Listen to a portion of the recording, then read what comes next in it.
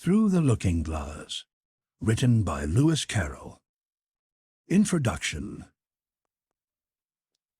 Child of pure unclouded brow and dreaming eyes of wonder, though time be fleet, and I and thou are half a life asunder, thy loving smile will surely hail the love-gift of a fairy tale.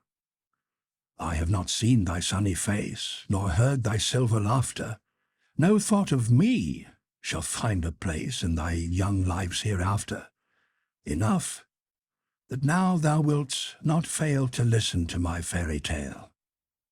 A tale begun in other days, when summer suns were glowing, a simple chime that served to time the rhythm of our rowing, whose echoes live in memory yet, though envious years would say, forget. Come, hearken then, ere voice of dread with bitter tidings laden shall summer to unwelcome bed a melancholy maiden. We are but older children, dear, who fret to find our bedtime near. Without, the frost, the blinding snow, the storm wind's moody madness. Within, the firelight's ruddy glow, and childhood's nest of gladness. The magic word shall hold thee fast, thou shalt not heed the raving blast.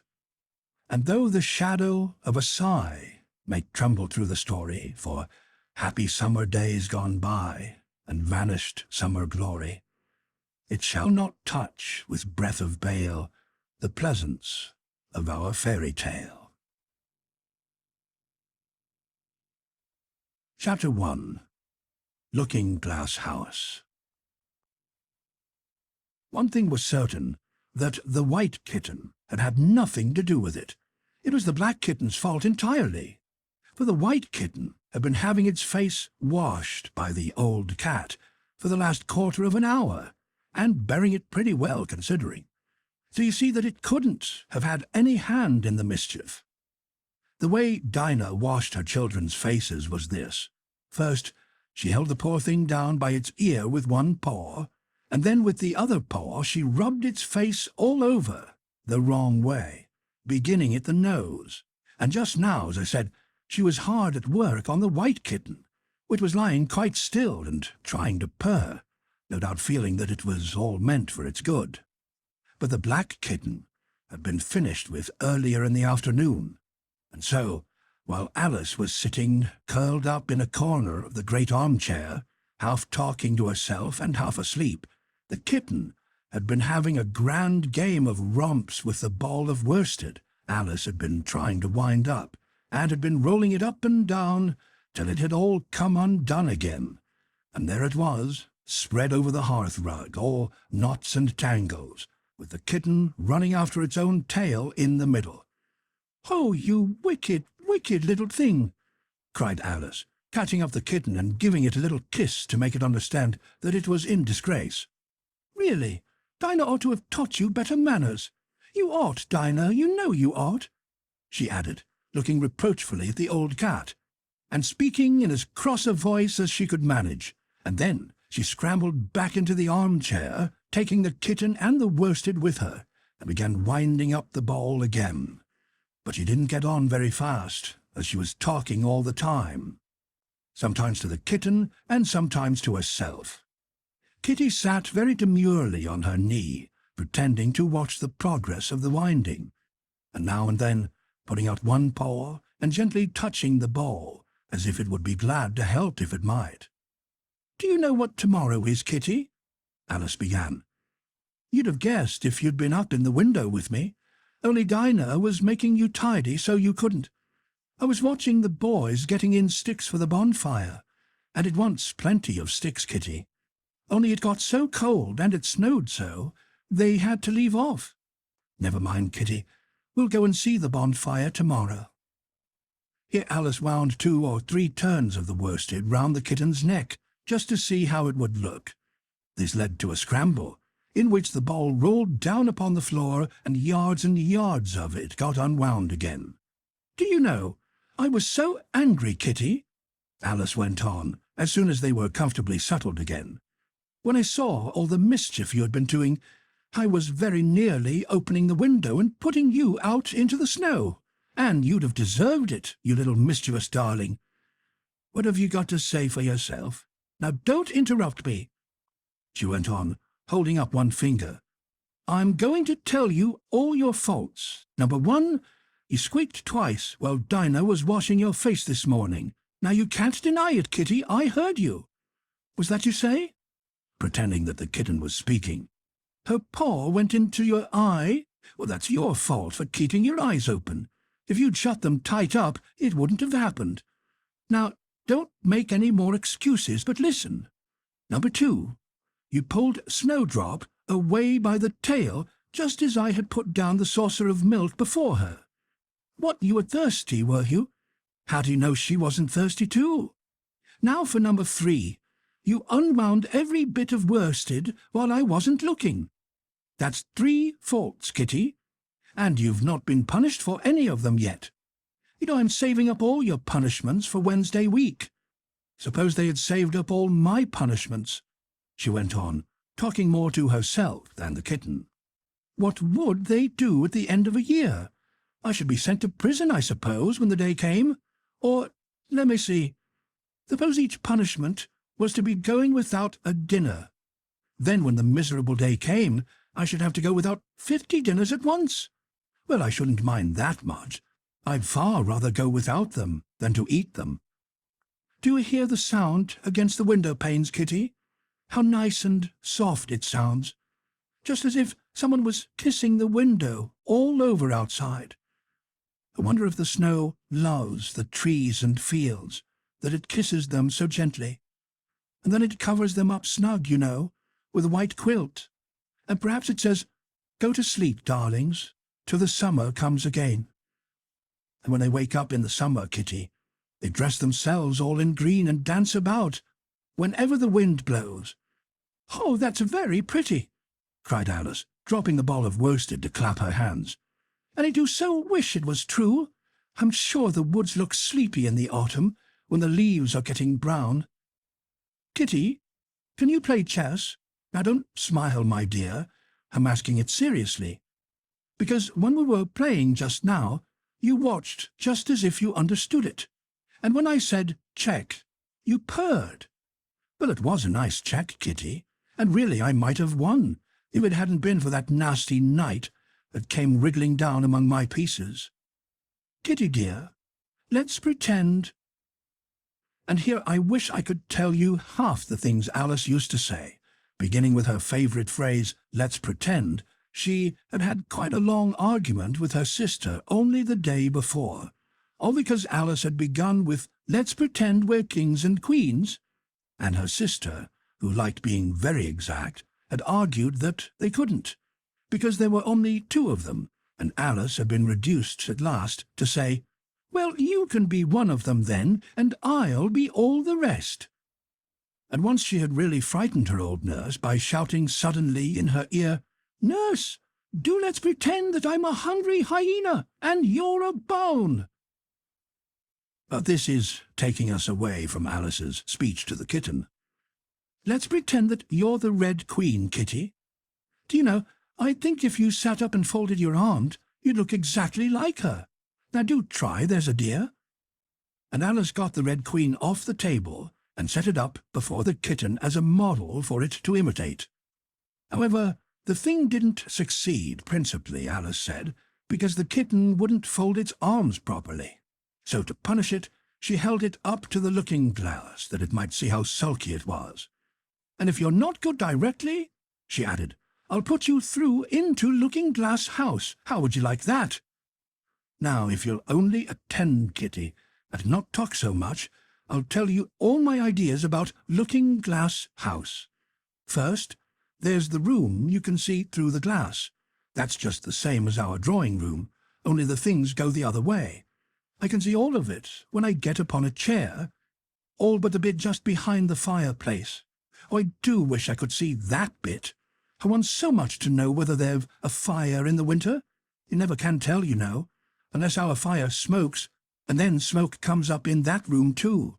But that may be only pretense, just to make it look as if they had a fire. Well then, the books are something like our books, only the words go the wrong way. I know that, because I've held up one of our books to the glass, and then they hold up one in the other room. How would you like to live in Looking-Glass House, Kitty?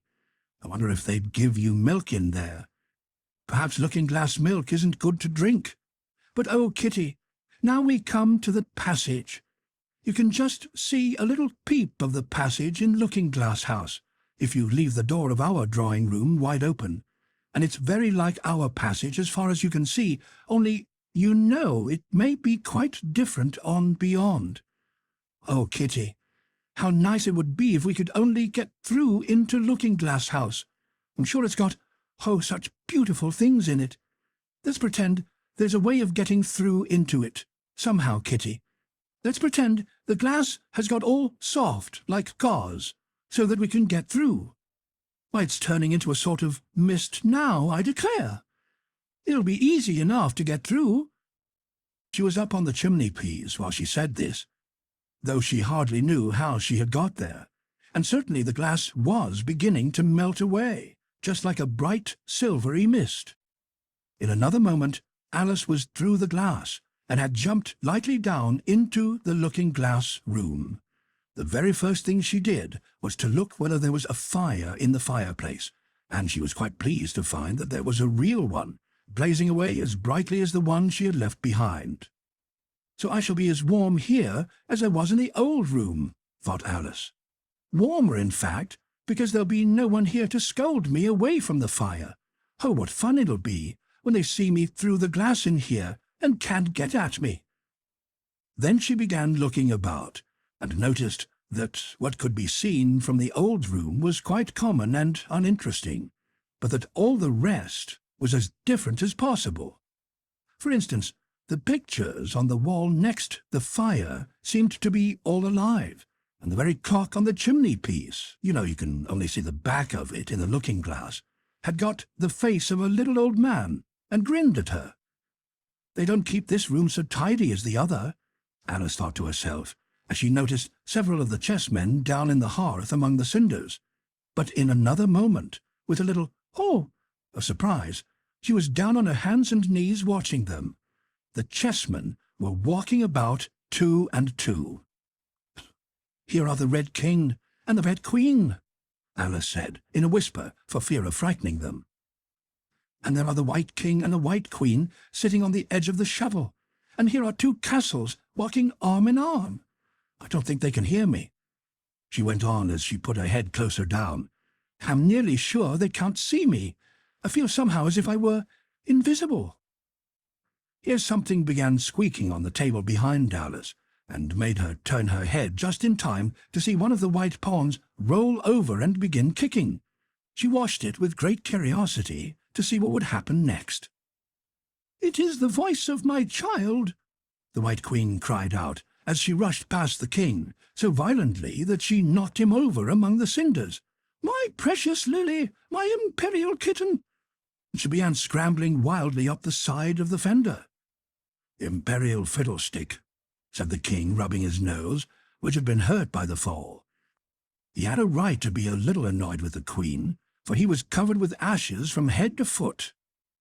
Alice was very anxious to be of use, and as the poor little Lily was nearly screaming herself into a fit, she hastily picked up the queen and set her on the table by the side of her noisy little daughter. The queen gasped and sat down. The rapid journey through the air had quite taken away her breath, and for a minute or two she could do nothing but hug the little Lily in silence. As soon as she had recovered her breath a little, she called out to the White King, who was sitting sulkily among the ashes, "Mind the volcano!" "What volcano?" said the king, looking up anxiously into the fire, as if he thought that was the most likely place to find one. "Blew me up," panted the queen, who was still a little out of breath. "Mind you come up the regular way. Don't get blown up." Alice watched the White King as he slowly struggled up from bar to bar, till at last she said, "Why, he'll be hours and hours getting to the table at that rate. I'd far better help you, hadn't I?" But the king took no notice of the question, It was quite clear that he could neither hear nor see her. So Alice picked him up very gently and lifted him more slowly than she had lifted the Queen, that she mightn't take his breath away. But before she put him on the table, she thought she might as well dust him a little, he was so covered with ashes. She said afterwards that she had never seen in all her life such a face as the king made when he found himself held in the air by an invisible hand and being dusted. He was far too much astonished to cry out, but his eyes and his mouth went on getting larger and larger, and rounder, till her hand shook so with laughing that she nearly let him drop upon the floor. "Oh, please don't make such faces, my dear," she cried out, quite forgetting that the king couldn't hear her. "You make me laugh so that I can hardly hold you, and don't keep your mouth so wide open, or the ashes will get into it. There, now I think you're tidy enough," she added, as she smoothed his hair and set him upon the table near the Queen. The king immediately fell flat on his back and lay perfectly still, and Alice was a little alarmed at what she had done, and went round the room to see if she could find any water to throw over him. However, she could find nothing but a bottle of ink, and when she got back with it, she found he had recovered, and he and the Queen were talking together in a frightened whisper, so low that Alice could hardly hear what they said. The king was saying, "I assure you, my dear, I turn cold to the very ends of my whiskers." To which the Queen replied, "You haven't got any whiskers." The horror of that moment, the king went on, I shall never forget. "You will, though," the Queen said, "if you don't make a memorandum of it." Alice looked on with great interest as the king took an enormous memorandum book out of his pocket and began writing. A sudden thought struck her, and she took hold of the end of the pencil, which came some way over his shoulder, and began writing for him. The poor king looked puzzled and unhappy, and struggled with the pencil for some time without saying anything. But Alice was too strong for him, and at last he panted out, "My dear, I really must get a thinner pencil. I can't manage this one a bit. It writes all manner of things that I don't intend." "What manner of things?" said the Queen, looking over the book, in which Alice had put, "The White Knight is sliding down the poker. He balances very badly." "That's not a memorandum of your feelings." There was a book lying near Alice on the table, and while she sat watching the White King, for she was still a little anxious about him, and had the ink all ready to throw over him in case he fainted again, she turned over the leaves to find some part that she could read. "For it's all in some language I don't know," she said to herself. It was like this.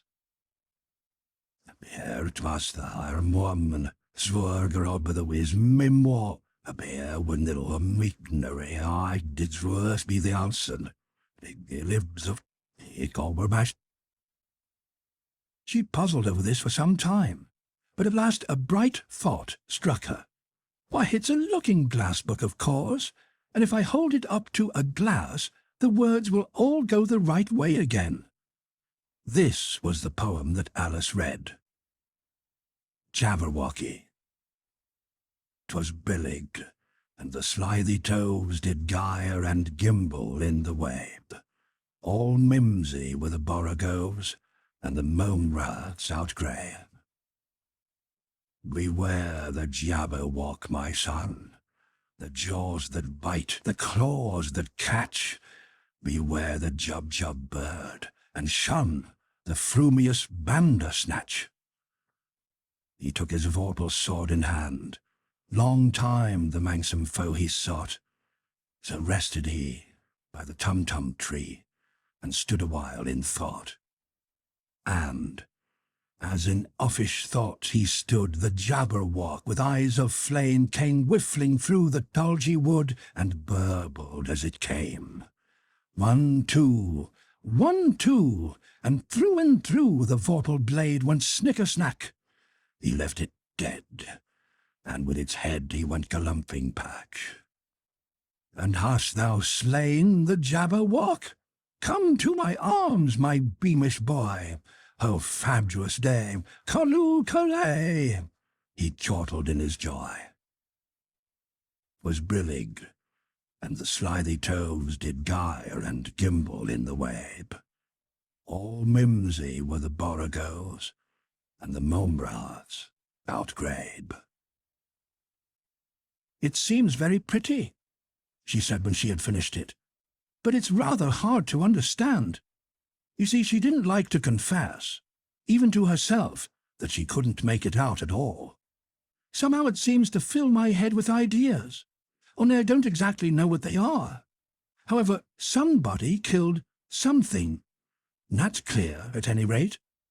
But, oh, thought Alice, suddenly jumping up, if I don't make haste I shall have to go back through the looking-glass before I've seen what the rest of the house is like. Let's have a look at the garden first. She was out of the room in a moment and ran downstairs. Or at least it wasn't exactly running, but a new invention for getting downstairs quickly and easily, as Alice said to herself. She just kept the tips of her fingers on the handrail and floated gently down without even touching the stairs with her feet. Then she floated on through the hall, and would have gone straight out of the door in the same way if she hadn't caught hold of the doorpost. She was getting a little giddy, too, with so much floating in the air, and was rather glad to find herself walking again in the natural way. Chapter 2. The Garden of Live Flowers. I should see the garden far better, Alice said to herself, if I could get to the top of that hill, and here's a path that leads straight to it. At least, no, it doesn't do that, after going a few yards along the path and turning several sharp corners. But I suppose it will at last. But how curiously it twists! It's more like a corkscrew than a path. Well, this turn goes to the hill, I suppose. No, it doesn't. This goes straight back to the house. Well, then I'll try it the other way. And so she did, wandering up and down, and trying turn after turn, but always coming back to the house, do what she would. Indeed, once, when she turned a corner rather more quickly than usual, she ran against it before she could stop herself. "It's no use talking about it," Alice said, looking up at the house and pretending it was arguing with her. "I'm not going in again yet. I know I should have to get through the looking-glass again, back into the old room, and there'd be an end of all my adventures." So, resolutely turning her back upon the house, she set out once more down the path, determined to keep straight on till she got to the hill. For a few minutes all went on well, and she was just saying, "I really shall do it this time," when the path gave a sudden twist and shook itself, as she described it afterwards, and the next moment she found herself actually walking in at the door. "Oh, it's too bad," she cried.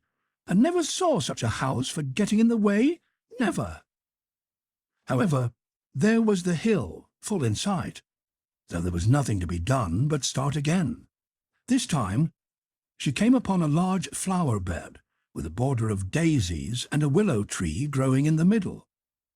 "Oh, tiger lily," said Alice, addressing herself to one that was waving gracefully about in the wind, "I wish you could talk."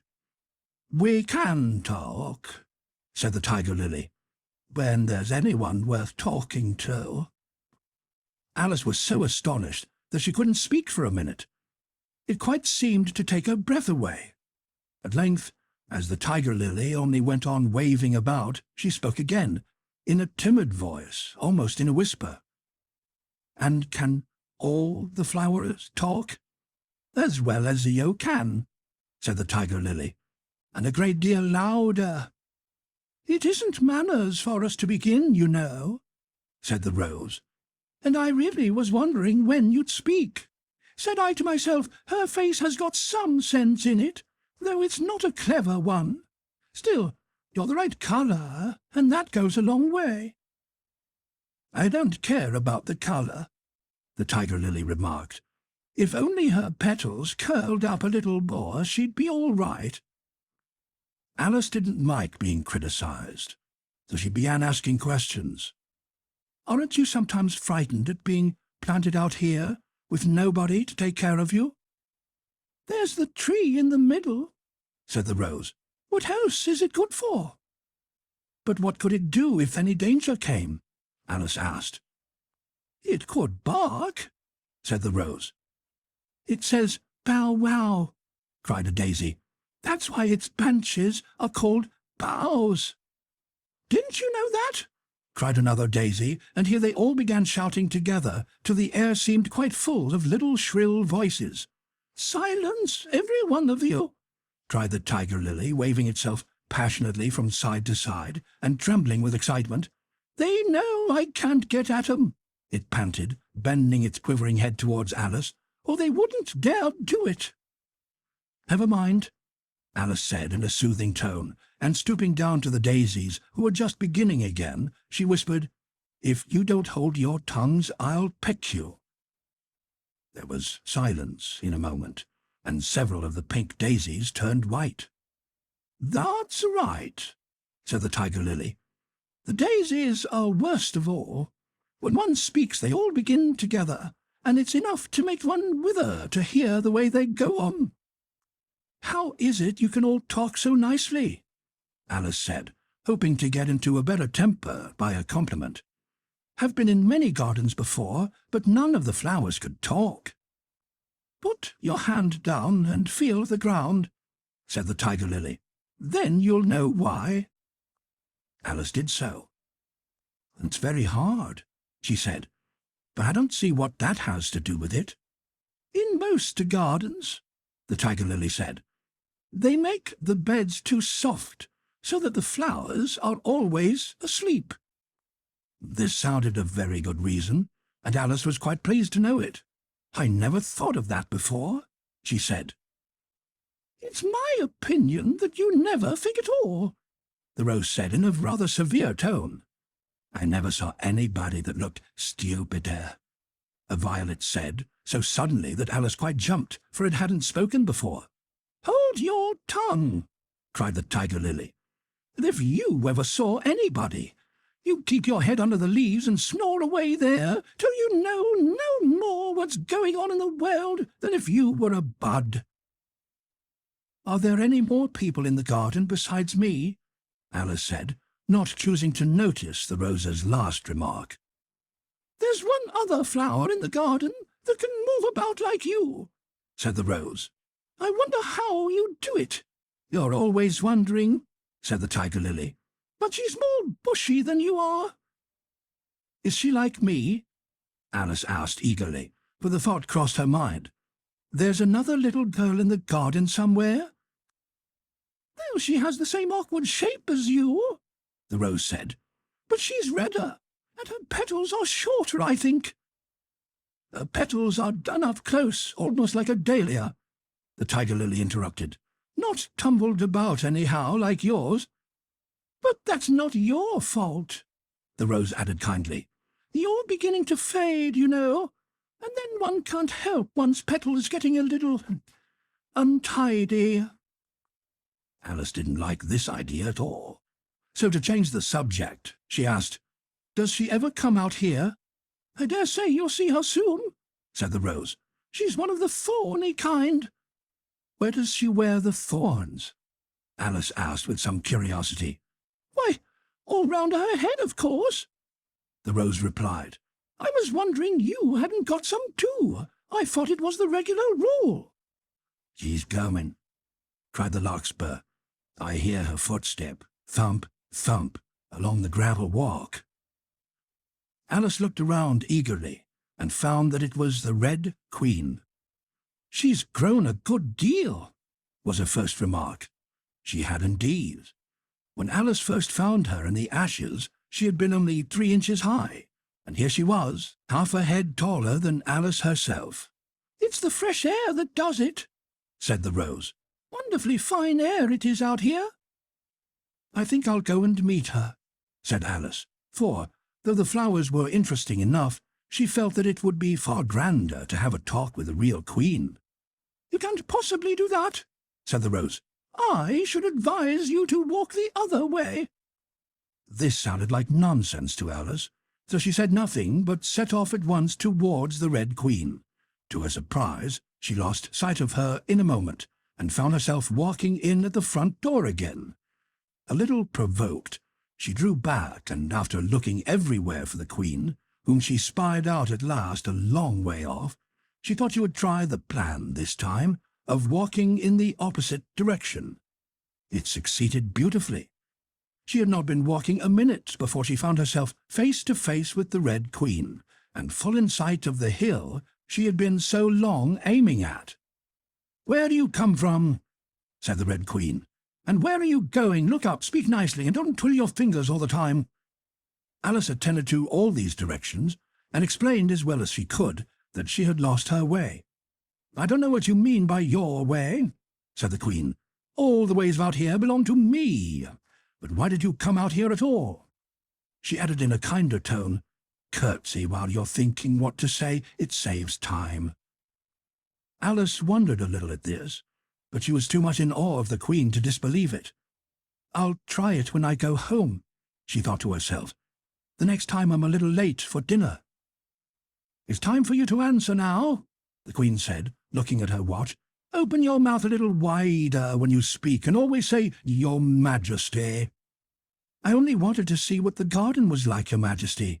"That's right," said the Queen, patting her on the head, which Alice didn't like at all.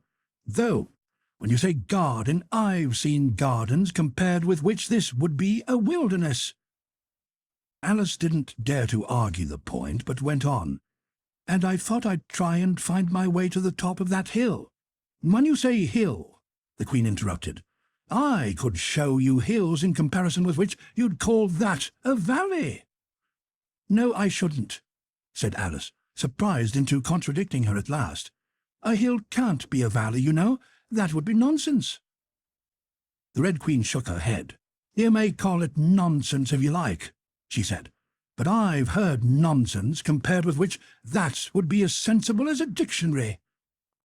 Alice curtsied again, as she was afraid from the Queen's tone that she was a little offended, and they walked on in silence till they got to the top of the hill. For some minutes Alice stood without speaking, looking out in all directions over the country, and a most curious country it was. There was a number of tiny little brooks running straight across it from side to side, and the ground between was divided up into squares by a number of little green hedges that reached from brook to brook. "I declare it's marked out just like a large chessboard," Alice said at last. "There ought to be some men moving about somewhere, and so there are," she added in a tone of delight, and her heart began to beat quick with excitement as she went on. "It's just a huge game of chess that's being played all over the world. If this is the world at all, you know. Oh, what fun it is! How I wish I was one of them. I wouldn't mind being a pawn, if only I might join, though of course I should like to be a queen best." She glanced rather shyly at the real Queen as she said this, but her companion only smiled pleasantly and said, "That's easily managed. You can be the White Queen's pawn, if you like, as Lily's too young to play, and you're in the second square to begin with. When you get to the 8th square, you'll be a queen." Just at this moment, somehow or other, they began to run. Alice never could quite make out, in thinking it over afterwards, how it was that they began. All she remembers is that they were running hand in hand, and the Queen went so fast that it was all she could do to keep up with her. And still the Queen kept crying, "Faster, faster!" But Alice felt she could not go faster, though she had no breath left to say so. The most curious part of the thing was that the trees and other things round them never changed their places at all. However fast they went, they never seemed to pass anything. "I wonder if all the things move along with us," thought poor puzzled Alice. And the Queen seemed to guess her thoughts, for she cried, "Faster! Don't try to talk!" Not that Alice had any idea of doing that. She felt as if she would never be able to talk again. She was getting so much out of breath. And still the Queen cried, "Faster! Faster!" and dragged her along. "Are we nearly there?" Alice managed to pant out at last. "Nearly there?" the Queen repeated. "Why, we passed it 10 minutes ago. Faster!" and they ran on for a time in silence, with the wind whistling in Alice's ears, and almost blowing her hair off her head, she fancied. "Now, now!" cried the Queen. "Faster, faster!" And they went so fast that at last they seemed to skim through the air, hardly touching the ground with their feet, till suddenly, just as Alice was getting quite exhausted, they stopped, and she found herself sitting on the ground, breathless and giddy. The Queen propped her up against a tree and said kindly, "You may rest a little now." Alice looked round her in great surprise. "Well, I do believe we've been under this tree the whole time. Everything's just as it was." "Quarter days," said the Queen. "Or would you have it?" "Well, in our country," said Alice, still panting a little, "you'd generally get to somewhere else, if you ran very fast for a long time, as we've been doing." "A slow sort of country," said the Queen. "Now, here, you see, it takes all the running you can do to keep in the same place. If you want to get somewhere else, you must run at least twice as fast as that." "I'd rather not try, please," said Alice. "I'm quite contented to stay here, only I am so hot and thirsty." "I know what you'd like," the Queen said good-naturedly, taking a little box out of her pocket. "Have a biscuit?" Alice thought it would not be civil to say no, though it wasn't at all what she wanted. So she took it and ate it as well as she could, and it was very dry, and she thought she had never been so nearly choked in all her life. "While you're refreshing yourself," said the Queen, "I'll just take the measurements." And she took a ribbon out of her pocket, marked in inches, and began measuring the ground, and sticking little pegs in here and there. "At the end of 2 yards," she said, putting in a peg to mark the distance, "I shall give you your directions. Have another biscuit?" "No, thank you," said Alice. "One's quite enough." "First quenched, I hope?" said the Queen. Alice did not know what to say to this, but luckily the Queen did not wait for an answer, but went on. "At the end of 3 yards I shall repeat them, for fear of your forgetting them. At the end of 4 I shall say good-bye. At the end of 5 I shall go." She had got all the pegs put in by this time, and Alice looked on with great interest as she returned to the tree, and then began slowly walking down the row. At the 2-yard peg she faced round and said, "A pawn goes 2 squares in its first move, you know. You'll go very quickly through the 3rd square, by railway, I should think, and you'll find yourself in the 4th square in time. Well, that square belongs to Tweedledum and Tweedledee. The 5th is mostly water. The 6th belongs to Humpty Dumpty. But you make no remark?" I didn't know I had to make one just then," Alice faltered out. "You should have said," the Queen went on in a tone of grave reproof. "It's extremely kind of you to tell me all this. However, we'll suppose it's said. The 7th square is all forest. However, one of the knights will show you the way. And in the 8th square we shall be queens together, and it's all feasting and fun." Alice got up and curtsied and sat down again. At the next peg the Queen turned again, and this time she said, "Speak in French when you can't think of the English for a thing. Turn out your toes when you walk, and remember who you are." She did not wait for Alice to curtsy this time, but walked on quickly to the next peg, where she turned for a moment to say "Good-bye," and then hurried on to the last. How it happened Alice never knew, but exactly as she came to the last peg, she was gone. Whether she vanished into the air, or whether she ran quickly into the wood, and she can run very fast, thought Alice. There was no way of guessing, but she was gone, and Alice began to remember that she was a pawn, and that it would soon be time for her to move.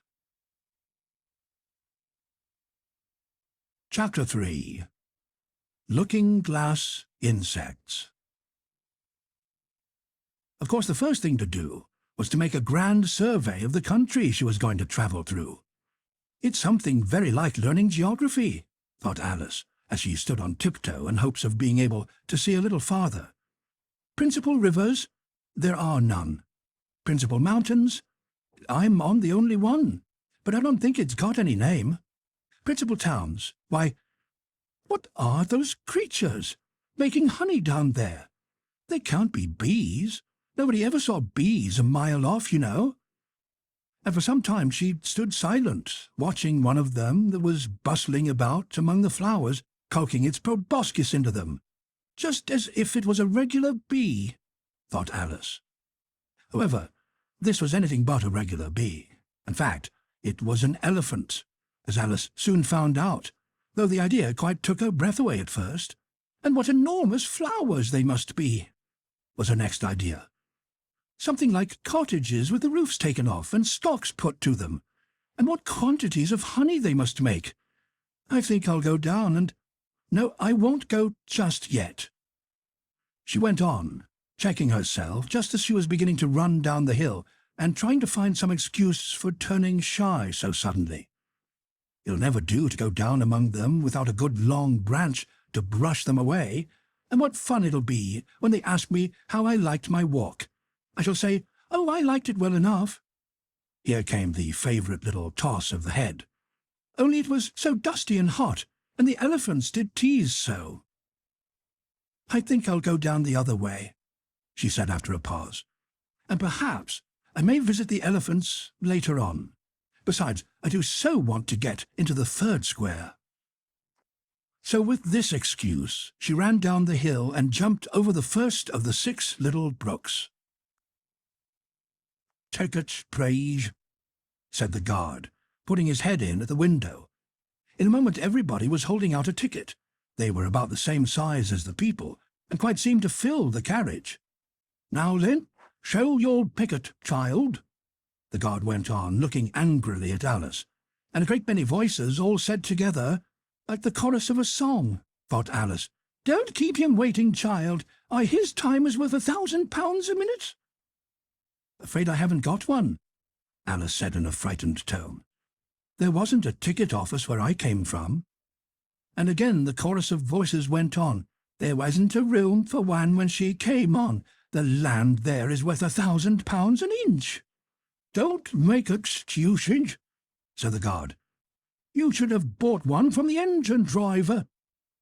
And once more the chorus of voices went on with "The man that drives the engine, why, the smoke alone is worth £1,000 a puff." Alice thought to herself that there's no use in speaking. The voices didn't join in this time, as she hadn't spoken, but to her great surprise they all thought in chorus. I hope you understand what thinking in chorus means. I confess that I don't. Better say nothing at all. Language is worth £1,000 a word. I shall dream about £1,000 tonight. I know I shall, thought Alice.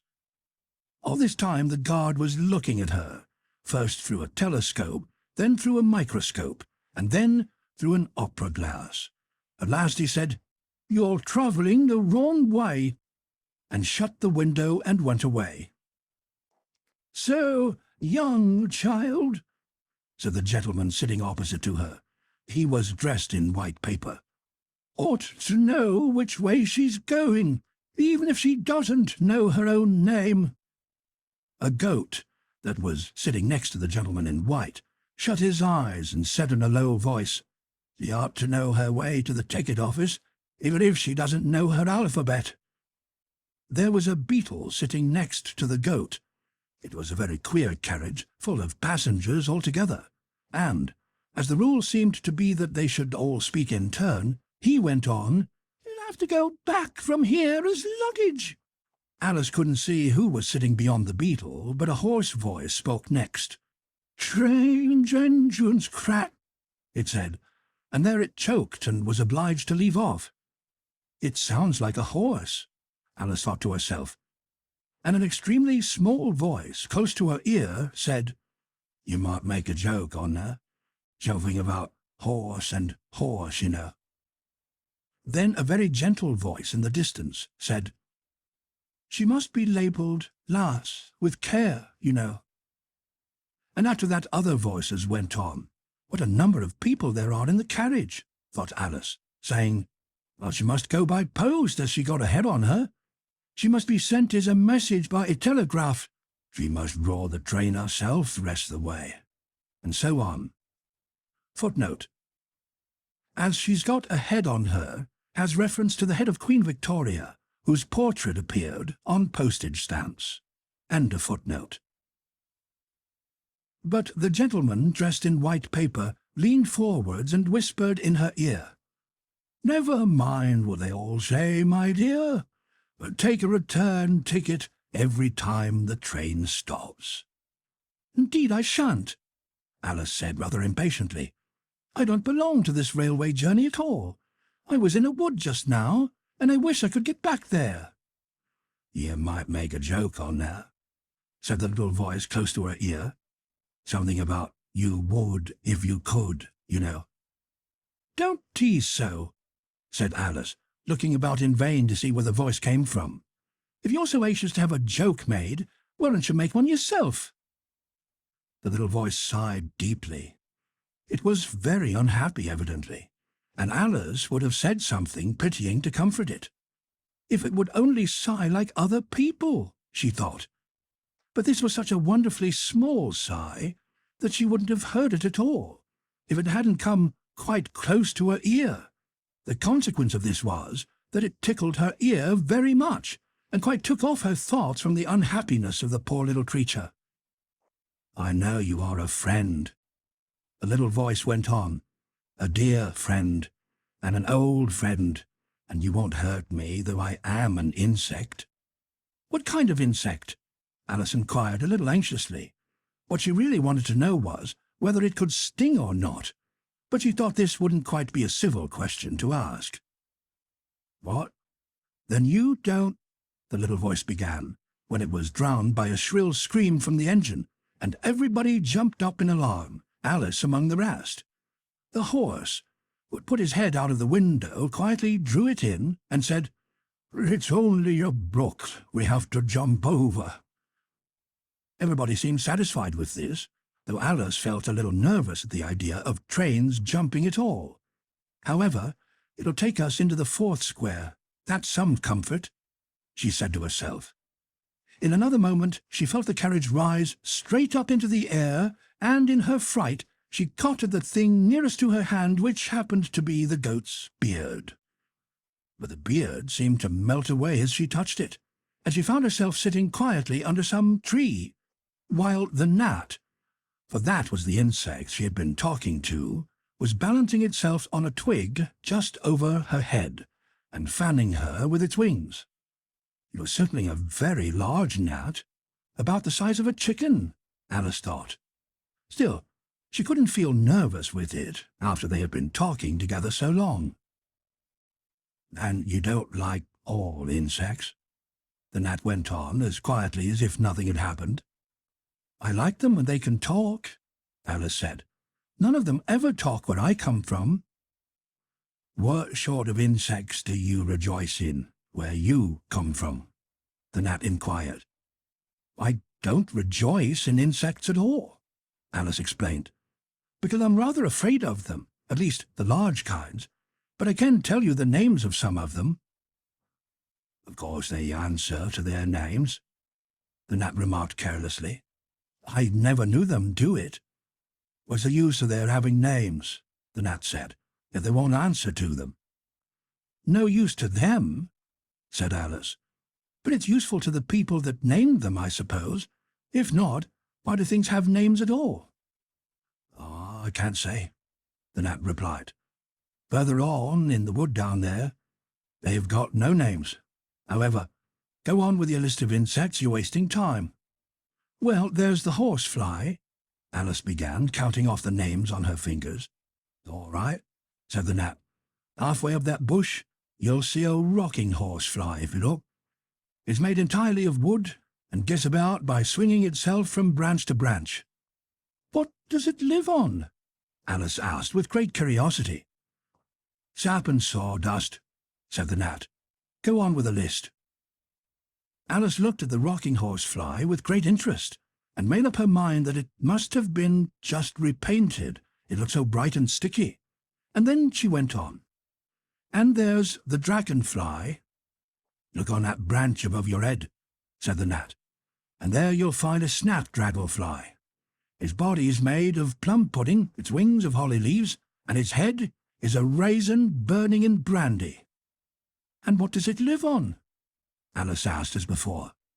"Frumenty and mince pie," the gnat replied. Footnote: Frumenty is a dessert made with sugar, raisins, and boiled wheat. End of footnote. "It makes its nest in a Christmas box."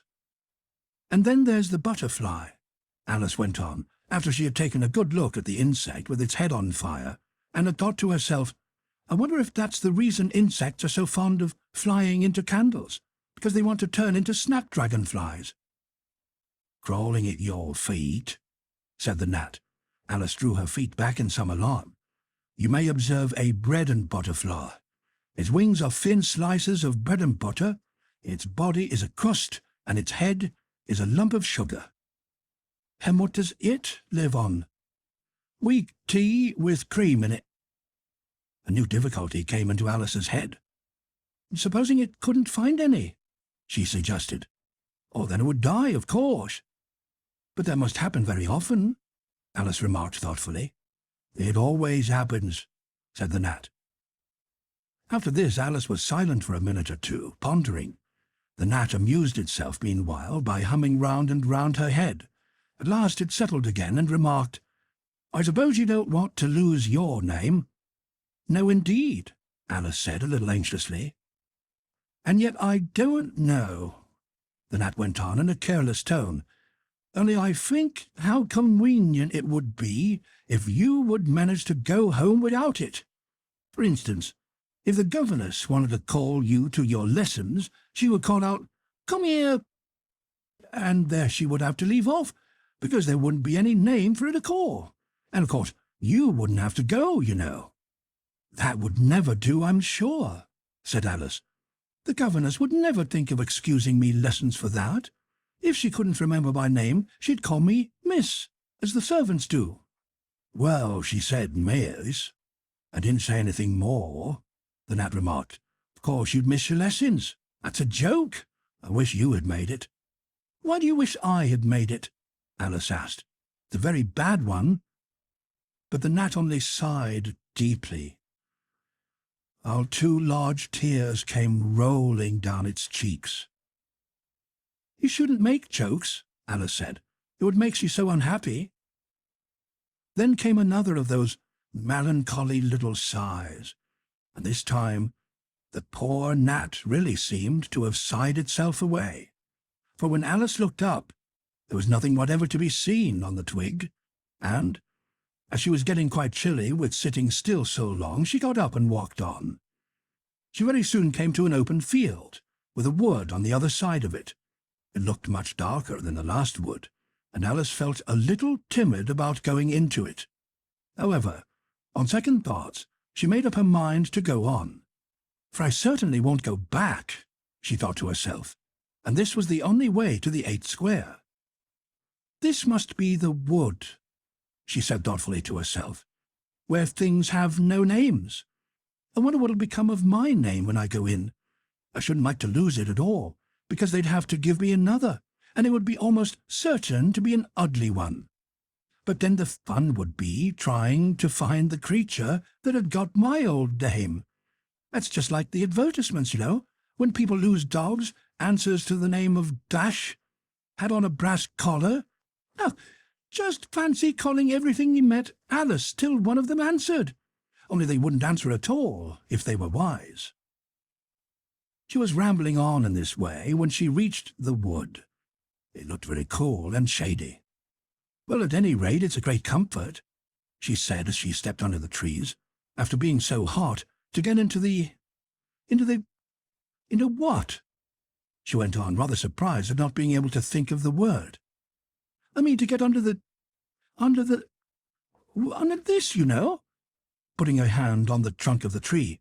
"What does it call itself, I wonder? I do believe it's got no name. Why, to be sure it hasn't." She stood silent for a moment, thinking. Then she suddenly began again. "Then it really has happened after all. And now, who am I? I will remember if I can, and determined to do it.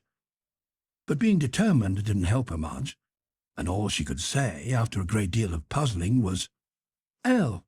I know it begins with L." Just then a fawn came wandering by. It looked at Alice with its large, gentle eyes, but didn't seem at all frightened. "Here then, here then," Alice said as she held out her hand and tried to stroke it, but it only started back a little, and then stood looking at her again. "What do you call yourself?" the fawn said at last. Such a soft, sweet voice it had. "I wish I knew," thought poor Alice. She answered rather sadly, "Nothing just now." "Think again," it said. "That won't do." Alice thought, but nothing came of it. "Please, would you tell me what you call yourself?" she said timidly. "I think that might help a little." "I'll tell you, if you'll come a little further on," the fawn said. "I can't remember here." So they walked on together through the wood, Alice with her arms clasped lovingly round the soft neck of the fawn. Till they came out into another open field, and here the fawn gave a sudden bound into the air and shook itself free from Alice's arms. "I'm a fawn," it cried out in a voice of delight, "and dear me, you're a human child." A sudden look of alarm came into its beautiful brown eyes, and in another moment it had darted away at full speed. Alice stood looking after it, almost ready to cry with vexation at having lost her dear little fellow-traveller so suddenly. "However, I know my name now," she said. "That's some comfort. Alice. Alice. I won't forget it again. And now, which of these finger-posts ought I to follow, I wonder?" It was not a very difficult question to answer, as there was only one road through the wood, and the two finger-posts both pointed along it. "I'll settle it," Alice said to herself, "when the road divides, and they point different ways." But this did not seem likely to happen. She went on and on a long way, but wherever the road divided, there were sure to be two finger-posts pointing the same way, one marked to Tweedledum's house, and the other to the house of Tweedledee. "I do believe," said Alice at last, "that they live in the same house. I wonder I never thought of that before. But I can't stay there long. I'll just call and say, 'How do you do?' and ask them the way out of the wood. If I could only get to the English Square before it gets dark." So she wandered on, talking to herself as she went, till, on turning a sharp corner, she came upon two fat little men, so suddenly that she could not help starting back, but in another moment she recovered herself, feeling sure that they must be— Chapter 4. Tweedledum and Tweedledee. They were standing under a tree, each with an arm round each other's neck, and Alice knew which was which in a moment, because one of them had Dum embroidered on his collar, and the other Dee. "I suppose they've each got Tweedle round the back of the collar," she said to herself. They stood so still that she quite forgot they were alive, and she was just looking round to see if the word Tweedle was written at the back of each collar, when she was startled by a voice coming from the one marked Dum. "You think where wax works?" he said. "You ought to pay, you know. Wax works what made to be looked out for nothing nohow. Contrariwise," added the one marked D, "if you think we're alive, you ought to speak." "I'm sure I'm very sorry," was all Alice could say, for the words of the old song kept ringing through her head like the ticking of a clock, and she could hardly help saying them out loud. Tweedledum and Tweedledee agreed to have a battle, for Tweedledum said Tweedledee had spoiled his nice new rattle. Just then flew down a monstrous crow, as black as a tar-barrel, which frightened both the heroes so, they quite forgot their quarrel. "I know what you're thinking about," said Tweedledum, "but it isn't so, nohow. Contrariwise," continued Tweedledee, "if it was so, it might be, and if it were so, it would be. but as it isn't, it ain't. That's logic." "I was thinking," Alice said very politely, "which is the best way out of this wood? It's getting so dark. Would you tell me, please?" But the fat little men only looked at each other and grinned. They looked so exactly like a couple of great schoolboys that Alice couldn't help pointing her finger at Tweedledum and saying, "First boy, no how." Tweedledum cried out briskly and shut his mouth up again with a snap. "Next boy," said Alice, passing on to Tweedledee, though she felt quite certain he would only shout contrariwise, and so he did. "Oh, you've begun wrong," cried Tweedledum. "The first thing in a visit is to say how d'ye do and shake hands." And he the two brothers gave each other a hug, and then they held out the two hands that were free to shake hands with her. Alice did not like shaking hands with either of them first, for fear of hurting the other one's feelings. So, as the best way out of the difficulty, she took hold of both hands at once. The next moment they were dancing round in a ring. This seemed quite natural, she remembered afterwards, and she was not even surprised to hear music playing. It seemed to come from the tree under which they were dancing, and it was done, as well as she could make it out, by the branches rubbing one across the other, like fiddles and fiddlesticks. "But it certainly was funny," Alice said afterwards when she was telling her sister the history of all this, "to find myself singing 'Here we go round the mulberry bush.' I don't know when I began it, but somehow I felt as if I'd been singing it a long, long time." The other two dancers were fat and very soon out of breath. "4 times round. Oh, it's enough for one dance," Tweedledum panted out, and they left off dancing as suddenly as they had begun. The music stopped at the same moment. Then they let go of Alice's hands and stood looking at her for a minute.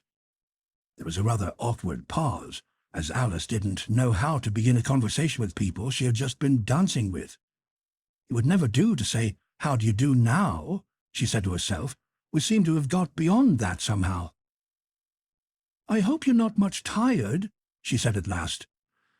"No how, and thank you very much for asking," said Tweedledum. "So much obliged," added Tweedledee. "You like poetry?" "Yes, pretty well. Some poetry," Alice said doubtfully. "Would you tell me which road leads out of the wood?" "What shall I repeat to her?" said Tweedledee, looking round at Tweedledum with great solemn eyes, and not noticing Alice's question. "The walrus and the carpenter is the longest," Tweedledum replied, giving his brother an affectionate hug. Tweedledee began instantly. "The sun was shining," here Alice ventured to interrupt him. "If it's very long," she said as politely as she could, "would you please tell me first which road—" Tweedledee smiled gently and began again. "The sun was shining on the sea, shining with all its might. He did his very best to make the billows smooth and bright, and this was odd because it was the middle of the night. The moon was shining sulkily because she thought the sun had got no business to be there after the day was done. It was very rude of him, she said, to come and spoil the fun. The sea was wet as wet could be. The sands were dry as dry. You could not see a cloud because no cloud was in the sky. No birds were flying overhead. There were no birds to fly. The walrus and the carpenter were walking close at hand. They wept like anything to see such quantities of sand. If this were only cleared away, they said, it would be grand. If 7 maids with 7 mops swept it for half a year, do you suppose, the walrus said, that they could get it clear? "Oh, don't," said the carpenter, and shed a bitter tear. "Oh, oysters, come and walk with us," the walrus did beseech. "A pleasant walk, a pleasant talk along the briny beach. We cannot do with more than 4 to give a hand to each." The eldest oyster looked at him, but never a word he said. The eldest oyster winked his eye and shook his heavy head, meaning to say he did not choose to leave the oyster bed. But 4 young oysters hurried up, all eager for the treat. Their coats were brushed, their faces washed, their shoes were clean and neat, and this was odd because, they hadn't any feet. 4 other oysters followed them, and yet another 4, and thick and fast they came at last, and more and more and more, all hopping through the frothy waves and scrambling to the shore.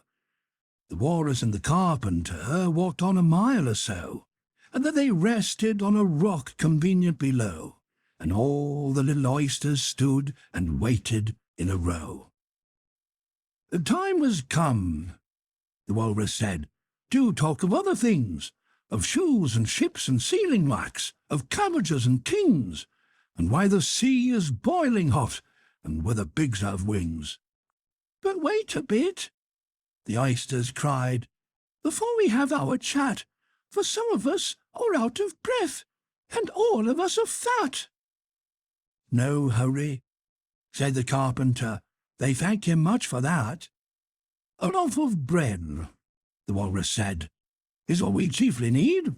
Pepper and vinegar besides are very good indeed. Now, if you're ready, oysters dear, we can begin to feed." "But not on us," the oysters cried, turning a little blue. "After such kindness, that would be a dismal thing to do." "The night is fine," the walrus said. "Do you admire the view? It was kind of you to come, and you are very nice." The carpenter said nothing but, "Could another slovers? I wish you were not quite so deaf I'd have to ask you twice." "It seems a shame," the walrus said, "to play them such a trick, after we've brought them out so far and made them trot so quick."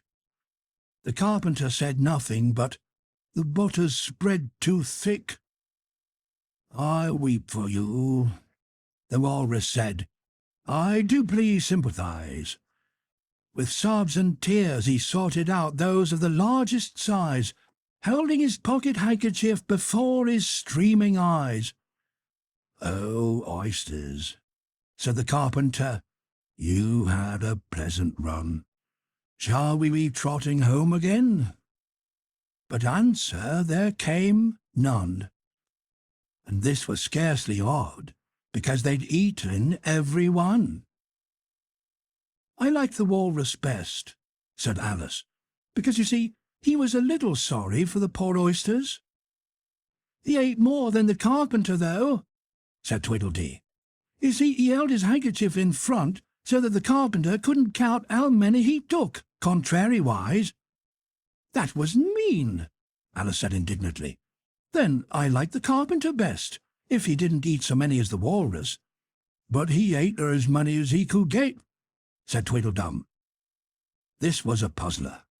After a pause, Alice began. "Well, they were both very unpleasant characters." If she checked herself in some alarm at hearing something that sounded to her like the puffing of a large steam engine in the wood near them, though she feared it was more likely to be a wild beast. "Are there any lions or tigers about here?" she asked timidly. "It's only the Red King snoring," said Tweedledee. "Come and look at him," the brothers cried, and they each took one of Alice's hands and led her up to where the king was sleeping. "Isn't he a lovely sight?" said Tweedledum. Alice couldn't say honestly that he was. He had a tall red nightcap on with a tassel, and he was lying crumpled up into a sort of untidy heap, and snoring loud. "Fit to snore his head off," as Tweedledum remarked. "I'm afraid he'll catch cold with lying on the damp grass," said Alice, who was a very thoughtful little girl. "He's dreaming now," said Tweedledee. "And what do you think he's dreaming about?" Alice said, "Nobody can guess that." "Why, about you!" Tweedledee exclaimed, clapping his hands triumphantly. "And if he left off grinning about you, where do you suppose you'd be?" "Where I am now, of course," said Alice. "Not you," Tweedledee retorted contemptuously. "You'd be nowhere. Why, you're only a sort of thing in his dream." "The Rat-haired King was to wake," added Tweedledum, "you'd go out, bang, just like a candle." "I shouldn't," Alice exclaimed indignantly. "Besides, if I'm only a sort of thing in his dream, what are you, I should like to know?" "Ditto," said Tweedledum. "Ditto, ditto!" cried Tweedledee. He shouted this so loud that Alice couldn't help saying, "Hush, you'll be waking him, I'm afraid, if you make so much noise."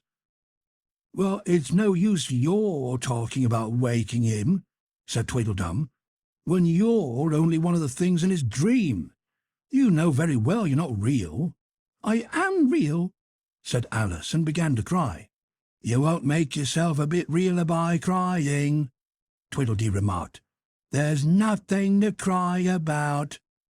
"If I wasn't real," Alice said, half laughing through her tears, it all seemed so ridiculous, "I shouldn't be able to cry." "Why, I hope you don't suppose those are real tears," Tweedledum interrupted in a tone of great contempt. "I know they're talking nonsense," Alice thought to herself, "and it's foolish to cry about it." So she brushed away her tears and went on as cheerfully as she could. "At any rate, I'd better be getting out of the wood, for really it's coming on very dark. Do you think it's going to rain?" Tweedledum spread a large umbrella over himself and his brother and looked up into it. "No, I don't think it is," he said. "At least, not under here, nohow." "But it may rain outside?" "It may, if it chooses," said Tweedledee. "We've no objection, contrariwise." "Selfish things," thought Alice, and she was just going to say "good night" and leave them when Tweedledum sprang out from under the umbrella and seized her by the wrist. "Do you see that?" he said, in a voice choking with passion, and his eyes grew large and yellow all in a moment as he pointed with a trembling finger at a small white thing lying under the tree. "It's only a rattle," Alice said, after a careful examination of the little white thing. "Not a rattlesnake, you know," she added hastily, thinking that he was frightened. "Only an old rattle, quite old and broken." "I know it was," cried Tweedledum, beginning to stamp about wildly and tear his hair. "It's spoilt, of course." Here he looked at Tweedledee, who immediately sat down on the ground and tried to hide himself under the umbrella. Alice laid her hand upon his arm and said in a soothing tone, "You needn't be so angry about an old rattle." "But it isn't old," Tweedledum cried, in a greater fury than ever. "It's new, I tell you. I bought it yesterday. My nice, no, rattle!" And his voice rose to a perfect scream. All this time Tweedledee was trying his best to fold up the umbrella with himself in it, which was such an extraordinary thing to do that it quite took off Alice's attention from the angry brother. But he couldn't quite succeed, and it ended in his rolling over, bundled up in the umbrella, with only his head out, and there he lay, opening and shutting his mouth and his large eyes, looking more like a fish than anything else, Alice thought. "Of course you agree to have a battle?" Tweedledum said in a calmer tone. "I suppose so," the other sulkily replied as he crawled out of the umbrella. "Only she must help us to dress up, you know." So the two brothers went off hand in hand into the wood, and returned in a minute with their arms full of things, such as bolster, blankets, hearth-rugs, tablecloths, dish-covers, and coal-scuttles. "I hope you're a good hand at pinning and tying strings," Tweedledum remarked. "Every one of these things has got to go on somehow or other." Alice said afterwards she had never seen such a fuss made about anything in all her life, The way those two bustled about, and the quantity of things they put on, and the trouble they gave her in tying strings and fastening buttons. Really, they'll be more like bundles of old clothes than anything else by the time they're ready, she said to herself, as she arranged a bolster round the neck of Tweedledee. To keep its head from being cut off, as he said. You know, he added very gravely, it's one of the most serious things that can possibly happen to one in a battle, to get one's head cut off. Alice laughed loud, but she managed to turn it into a cough for fear of hurting his feelings. Do I look very pale? Said Tweedledum, coming up to have his helmet tied on. He called it a helmet, though it certainly looked much more like a saucepan. Well, yes, a little, Alice replied gently. I'm very brave generally, he went on in a low voice. Only today I happen to have a headache. And I've got a toothache, said Tweedledee, who had overheard the remark. I'm far worse than you. You'd better not fight today, said Alice, thinking it a good opportunity to make peace. We must have a bit of a fight, but I don't care about going on long, said Tweedledum. What's the time now? Tweedledee looked at his watch and said, 4:30. Let's fight till 6 and then have dinner, said Tweedledum. Very well, the other said, rather sadly. And she can watch us. Only you'd better not come very close, he added. I generally hit everything I can see when I get really excited. And I hit everything within reach, cried Tweedledum, whether I can see it or not. Alice laughed. You must hit the trees pretty often, I should think, she said. Tweedledum looked round him with a satisfied smile. I don't suppose, he said, there'll be a tree left standing for ever so far round by the time we've finished. And all about a rattle, Alice said, still hoping to make them a little ashamed of fighting for such a trifle. I shouldn't have minded it so much, said Tweedledum, if it hadn't been a new one. I wish the monstrous crow would come, thought Alice. There's only one sword, you know, Tweedledum said to his brother. Well, you can have the umbrella. It's quite as sharp, only we must begin quick. It's getting as dark as it can. And darker, said Tweedledee. It was getting dark so suddenly that Alice thought there must be a thunderstorm coming on. What a thick black cloud that is, she said, and how fast it comes. Why, I do believe it's got wings. It's the crow! Tweedledum cried out in a shrill voice of alarm, and the two brothers took to their heels and were out of sight in a moment. Alice ran a little way into the wood and stopped under a large tree. It can never get at me here, she thought. It's far too large to squeeze itself in among the trees.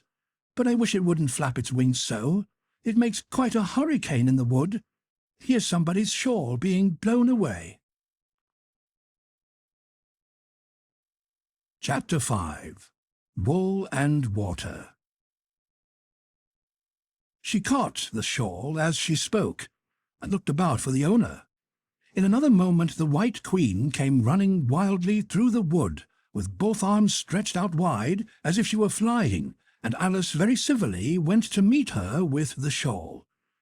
I'm very glad I happened to be in the way, Alice said as she helped her to put on her shawl again. The White Queen only looked at her in a helpless, frightened sort of way, and kept repeating something in a whisper to herself that sounded like, bread and butter, bread and butter. And Alice felt that if there was to be any conversation at all, she must manage it herself. So she began rather timidly, Am I addressing the White Queen? Well, yes, if you call that addressing, the Queen said. It isn't my notion of the thing at all. Alice thought it would never do to have an argument at the very beginning of their conversation, so she smiled and said, If your Majesty will only tell me the right way to begin, I'll do it as well as I can. But I don't want it done at all, groaned the poor Queen. I've been addressing myself for the last 2 hours. It would have been all the better, as it seemed to Alice, if she had got someone else to dress her. She was so dreadfully untidy. Every single thing's crooked, Alice thought to herself, and she's all over pins. May I put your shawl straight for you? She added aloud. Oh, I don't know what's the matter with it, the Queen said in a melancholy voice. It's out of temper, I think. I've pinned it here and I've pinned it there, but there's no pleasing it. It can't go straight, you know, if you pin it all on one side, Alice said, as she gently put it right for her. And, dear me, what a state your hair is in. The brush has got entangled with it, the Queen said with a sigh, and I lost the comb yesterday. Alice carefully released the brush and did her best to get the hair into order. Come, you look rather better now, she said, after altering most of the pins. But really you should have a lady's maid. I'm sure I'll take you with pleasure, the Queen said. 2 a week and jam every other day. Alice couldn't help laughing as she said, I don't want you to hire me, and I don't care for jam. It's very good jam, said the Queen. Well, I don't want any today, at any rate. Well, you couldn't have it if you did want it, the Queen said. The rule is jam tomorrow and jam yesterday, but never jam today. It must come sometimes to jam today, Alice objected. No, it can't, said the Queen. It's jam every other day. Today isn't any other day, you know. I don't understand you, said Alice. It's dreadfully confusing.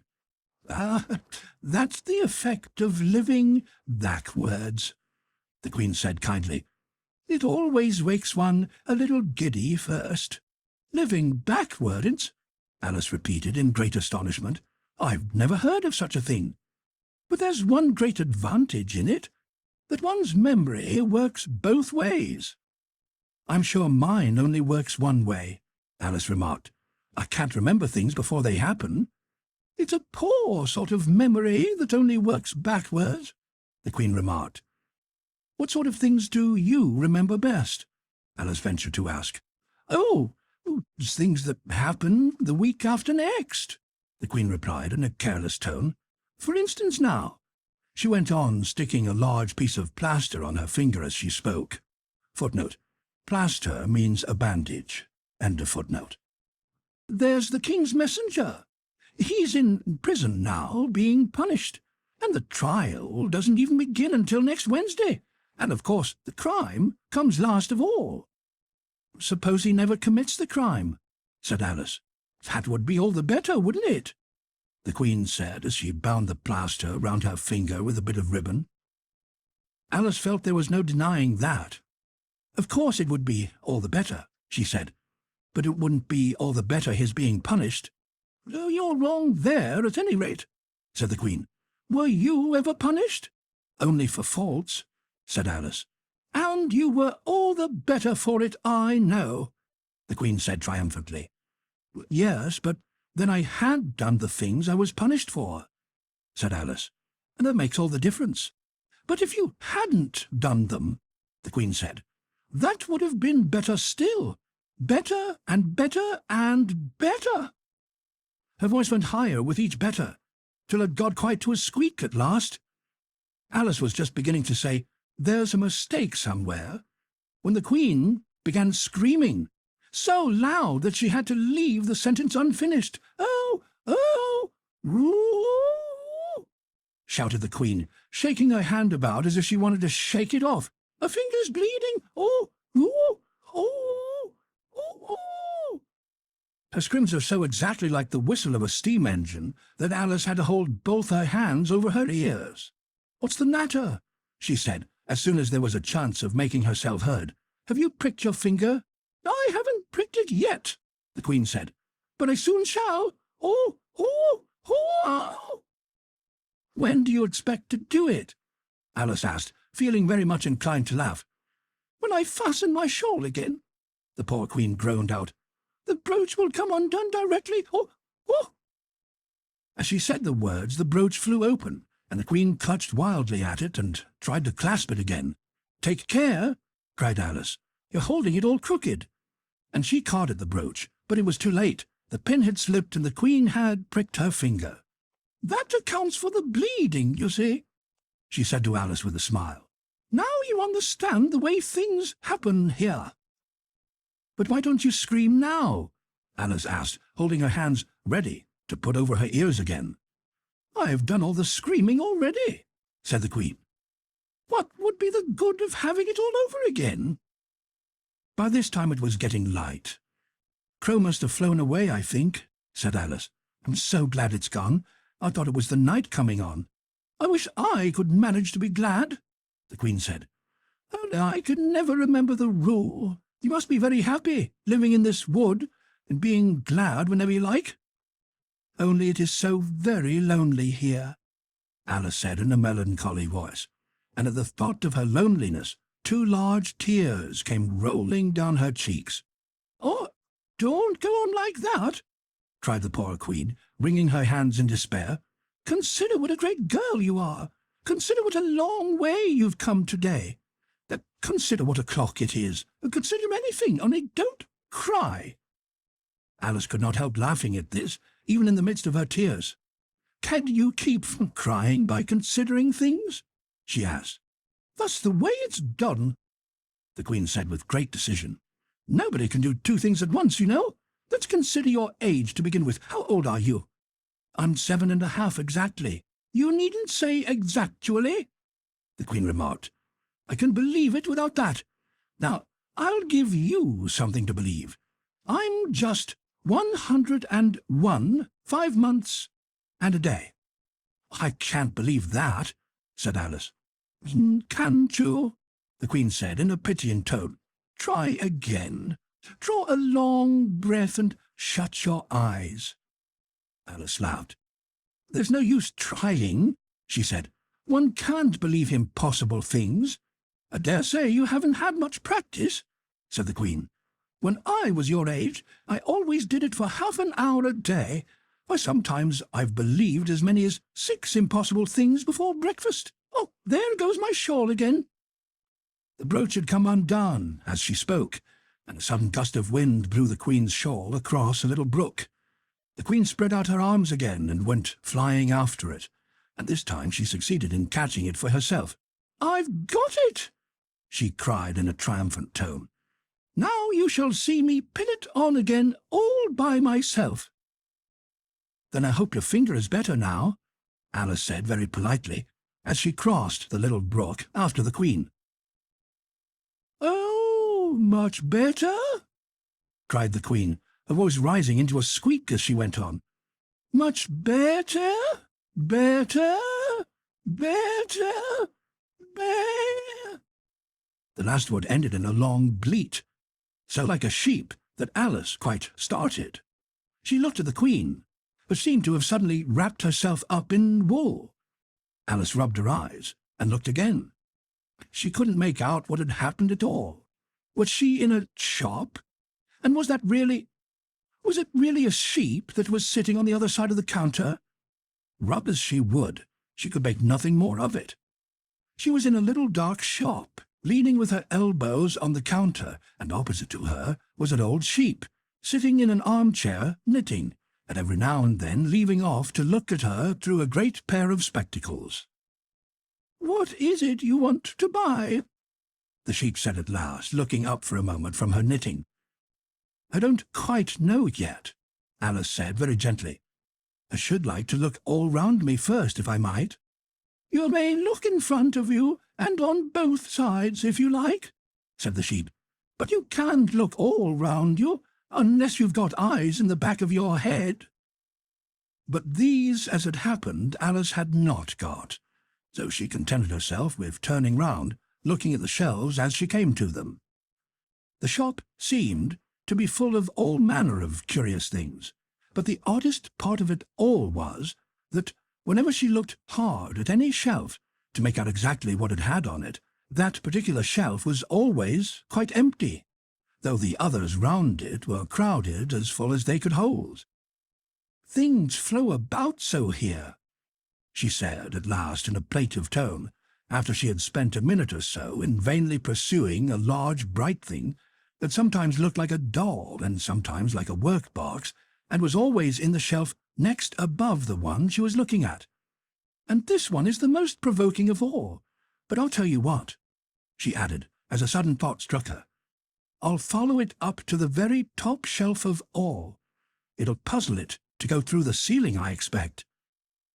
But even this plan failed. The thing went through the ceiling as quietly as possible, as if it were quite used to it. "Are you a child or a teetotum?" the sheep said as she took up another pair of needles. Footnote: a teetotum is a spinning top with numerals printed on its numerous flat surfaces. End of footnote.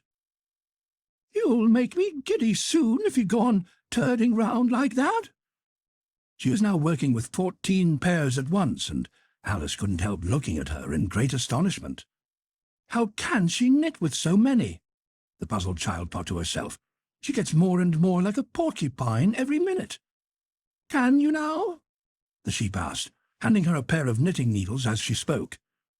"Yes, a little, but not on land, and not with needles," Alice was beginning to say, when suddenly the needles turned into oars in her hands, and she found they were in a little boat, gliding along between banks, so there was nothing for it but to do her best.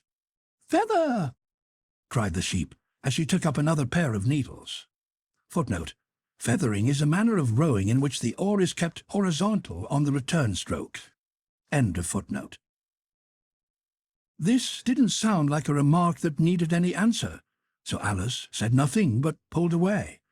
There was something very queer about the water, she thought, and every now and then the oars got fast in it, and would hardly come out again. "Feather! Feather!" the sheep cried again, taking more needles. "You'll be catching a crab directly."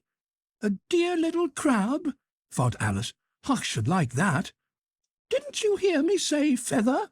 the sheep cried angrily, taking up quite a bunch of needles. "Indeed I did," said Alice. "You've said it very often and very loud. Please, where are the crabs?" "In the water, of course," said the sheep, sticking some of the needles into her hair, as her hands were full. "Feather, I say."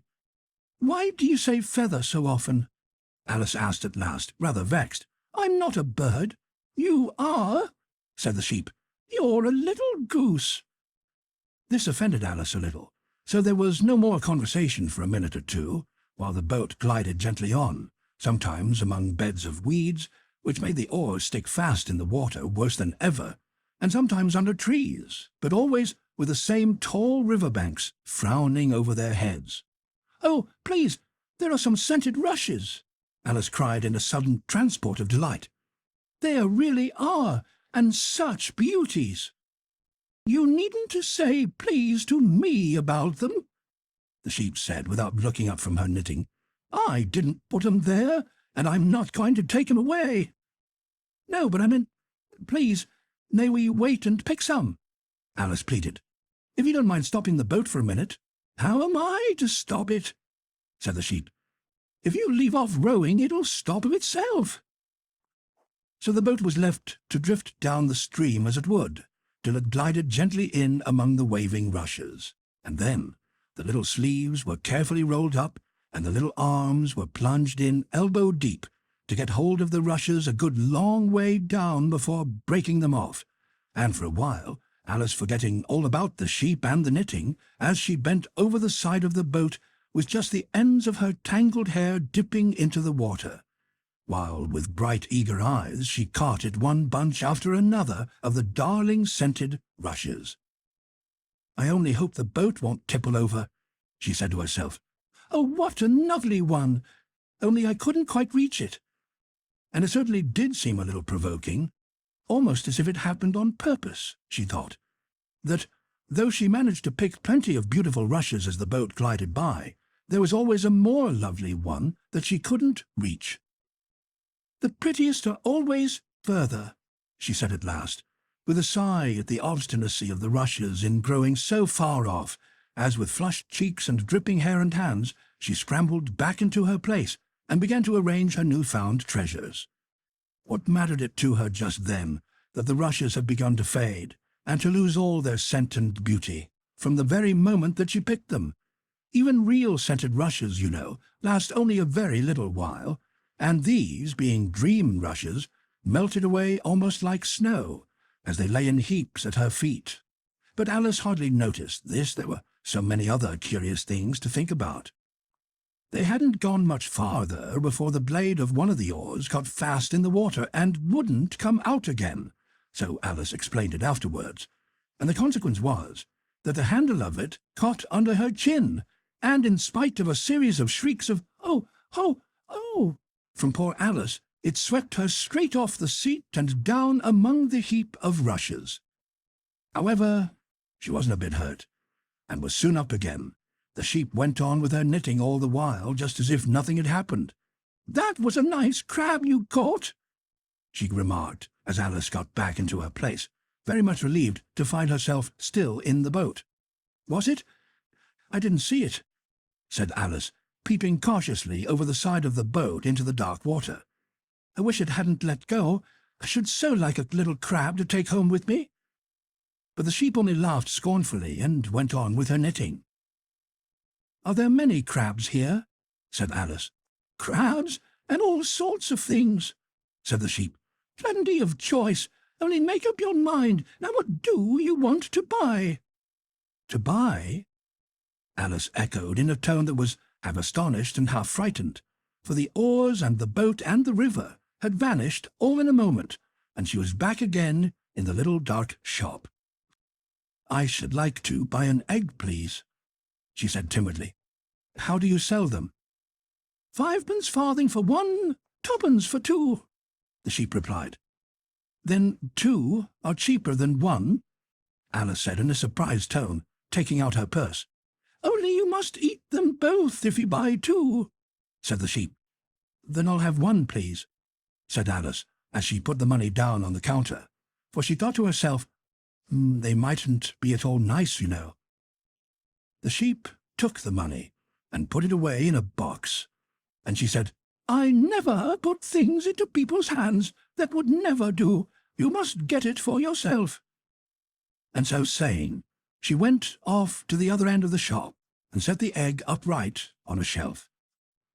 "I wonder why it wouldn't do," thought Alice, as she groped her way among the tables and chairs, for the shop was very dark towards the end.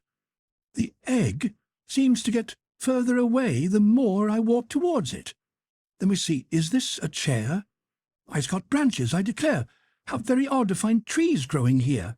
And actually, here's a little brook. Well, this is the very queerest shop I ever saw." So she went on, wondering more and more at every step, as everything turned into a tree the moment she came up to it, and she quite expected the eggs to do the same.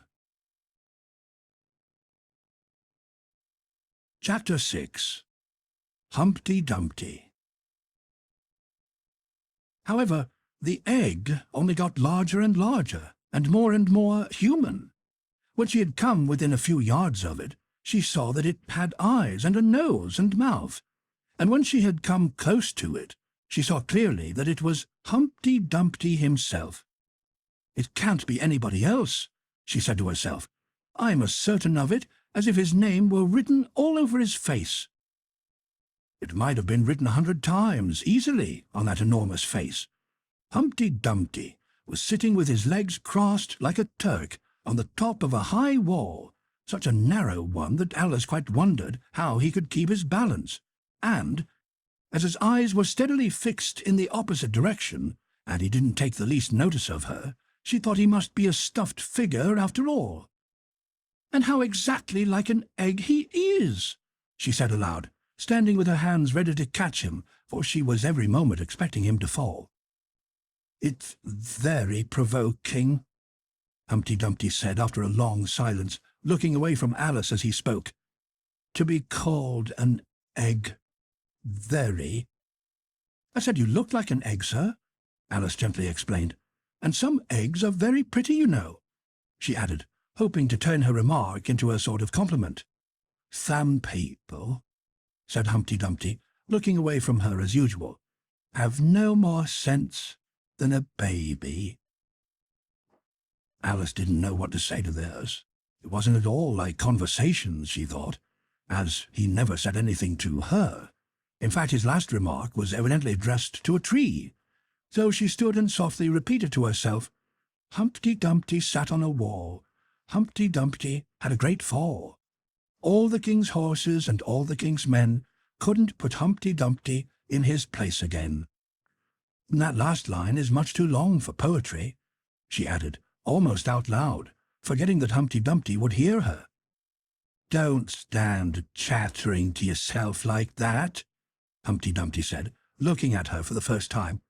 But tell me your name and your business. My name is Alice, but it's a stupid name enough, Humpty Dumpty interrupted impatiently. What does it mean? Must a name mean something? Alice asked doubtfully. Of course it must, Humpty Dumpty said with a short laugh. My name means the shape I am. A good handsome shape it is, too. With a name like yours, you might be any shape almost. Why do you sit out here all alone? Said Alice, not wishing to begin an argument. Why, it's because there's nobody with me, cried Humpty Dumpty. Did you think I didn't know the answer to that? Ask another. Don't you think you'd be safer on the ground? Alice went on, not with any idea of making another riddle, but simply in her good-natured anxiety for the queer creature. That wall is so very narrow. What tremendously easy riddles you ask, Humpty Dumpty growled out. Course I don't think so. Why, if I ever did fall off, which there's no chance of, but if I did— Here he pursed his lips and looked so solemn and grand that Alice could hardly help laughing. If I did fall, he went on, the king has promised me— you may turn pale if you like. You didn't know I was going to say that, did you? The king has promised me, with his own very mouth, to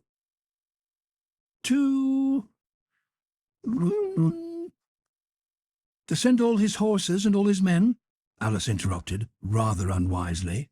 Now I declare that's too bad, Humpty Dumpty cried, breaking into a sudden passion. You've been listening at doors and behind trees and down chimneys, or you couldn't have known it. I haven't indeed, Alice said very gently. It's in a book.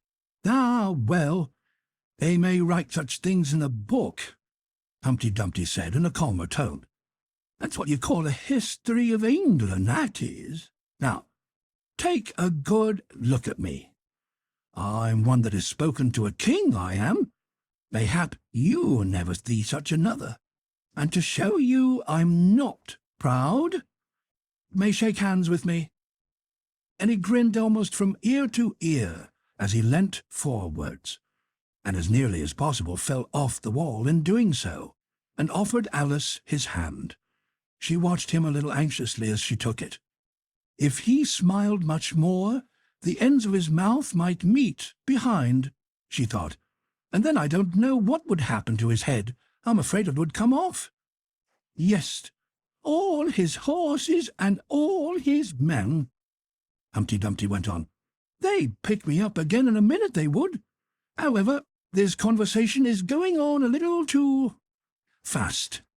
Let's go back to the last remark but one. I'm afraid I can't quite remember it, Alice said very politely. In that case, we start fresh, said Humpty Dumpty, and it's my turn to choose a subject. He talks about it just as if it was a game, thought Alice. So here's a question for you. How old did you say you were? Alice made a short calculation and said, 7 years and 6 months. Wrong! Humpty Dumpty exclaimed triumphantly. You never said a word like it. I thought you meant how old are you, Alice explained. If I'd meant that, I'd have said it, said Humpty Dumpty. Alice didn't want to begin another argument, so she said nothing. 7 years and 6 months, Humpty Dumpty repeated thoughtfully. An uncomfortable sort of age. But if you'd asked my advice, I'd have said, leave off his 7. But too late now. and never ask advice about growing," Alice said indignantly. "Too proud?" the other inquired. Alice felt even more indignant at this suggestion. "I mean," she said, "that one can't help growing older." "One can't, perhaps," said Humpty Dumpty, "but two can. With proper assistance you might have left off A7. "What a beautiful belt you've got on," Alice suddenly remarked. They had had quite enough of the subject of age, she thought, and if they really were to take turns in choosing subjects, it was her turn now. At least, she corrected herself on second thought. A beautiful cravat, I should have said. No, a belt, I mean. I beg your pardon. She added in dismay, for Humpty Dumpty looked thoroughly offended, and she began to wish she hadn't chosen that subject. If only I knew, she thought to herself, which was neck and which was waist. Evidently Humpty Dumpty was very angry, though he said nothing for a minute or two. When he did speak again, it was in a deep growl. "It's a most provoking thing," he said at last, "when a person doesn't know a cravat from a belt." "I know it's very ignorant of me," Alice said, in so humble a tone that Humpty Dumpty relented. "It's a cravat, child, and a beautiful one, as you say. It's a present from the White King and Queen, there now." "Is it really?" said Alice, quite pleased to find that she had chosen a good subject after all. "They gave it to me," Humpty Dumpty continued thoughtfully, as he crossed one knee over the other and clasped his hands round it. "They gave it me for an on-birthday present." "I beg your pardon," Alice said with a puzzled air. "I'm not offended," said Humpty Dumpty. "I mean, what is an un-birthday present?" "A present given when it isn't your birthday, of course." Alice considered a little. "I like birthday presents best," she said at last. "You don't know what you're talking about," cried Humpty Dumpty. "How many days are there in a year?"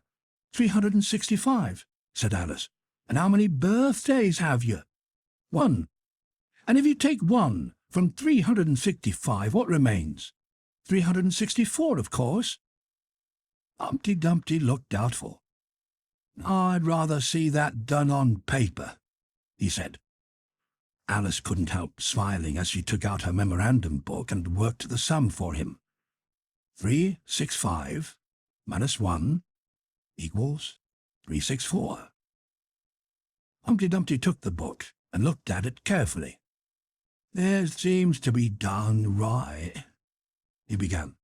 "You're holding it upside down," Alice interrupted.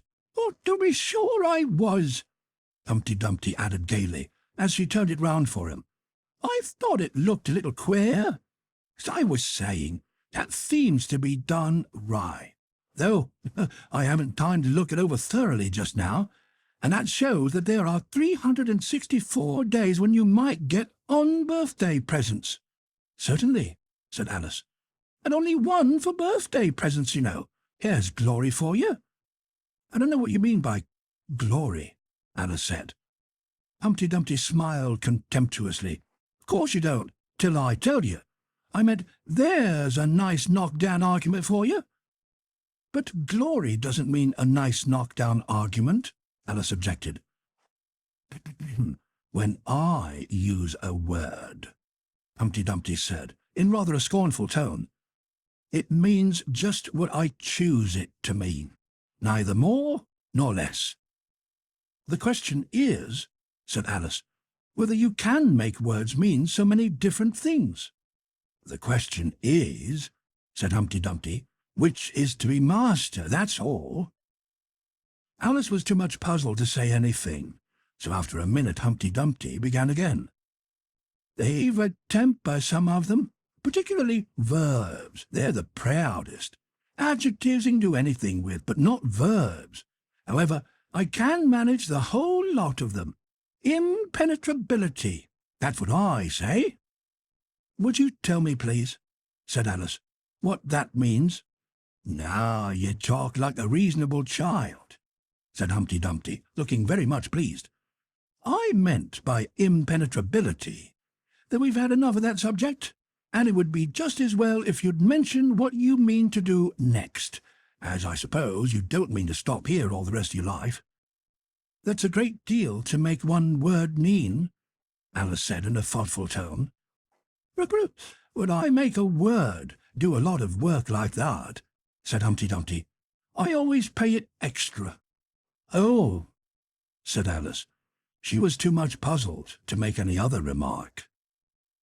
"And you should have seen 'em come round me of a Saturday night," Humpty Dumpty went on, wagging his head gravely from side to side, "for to get their wages, you know."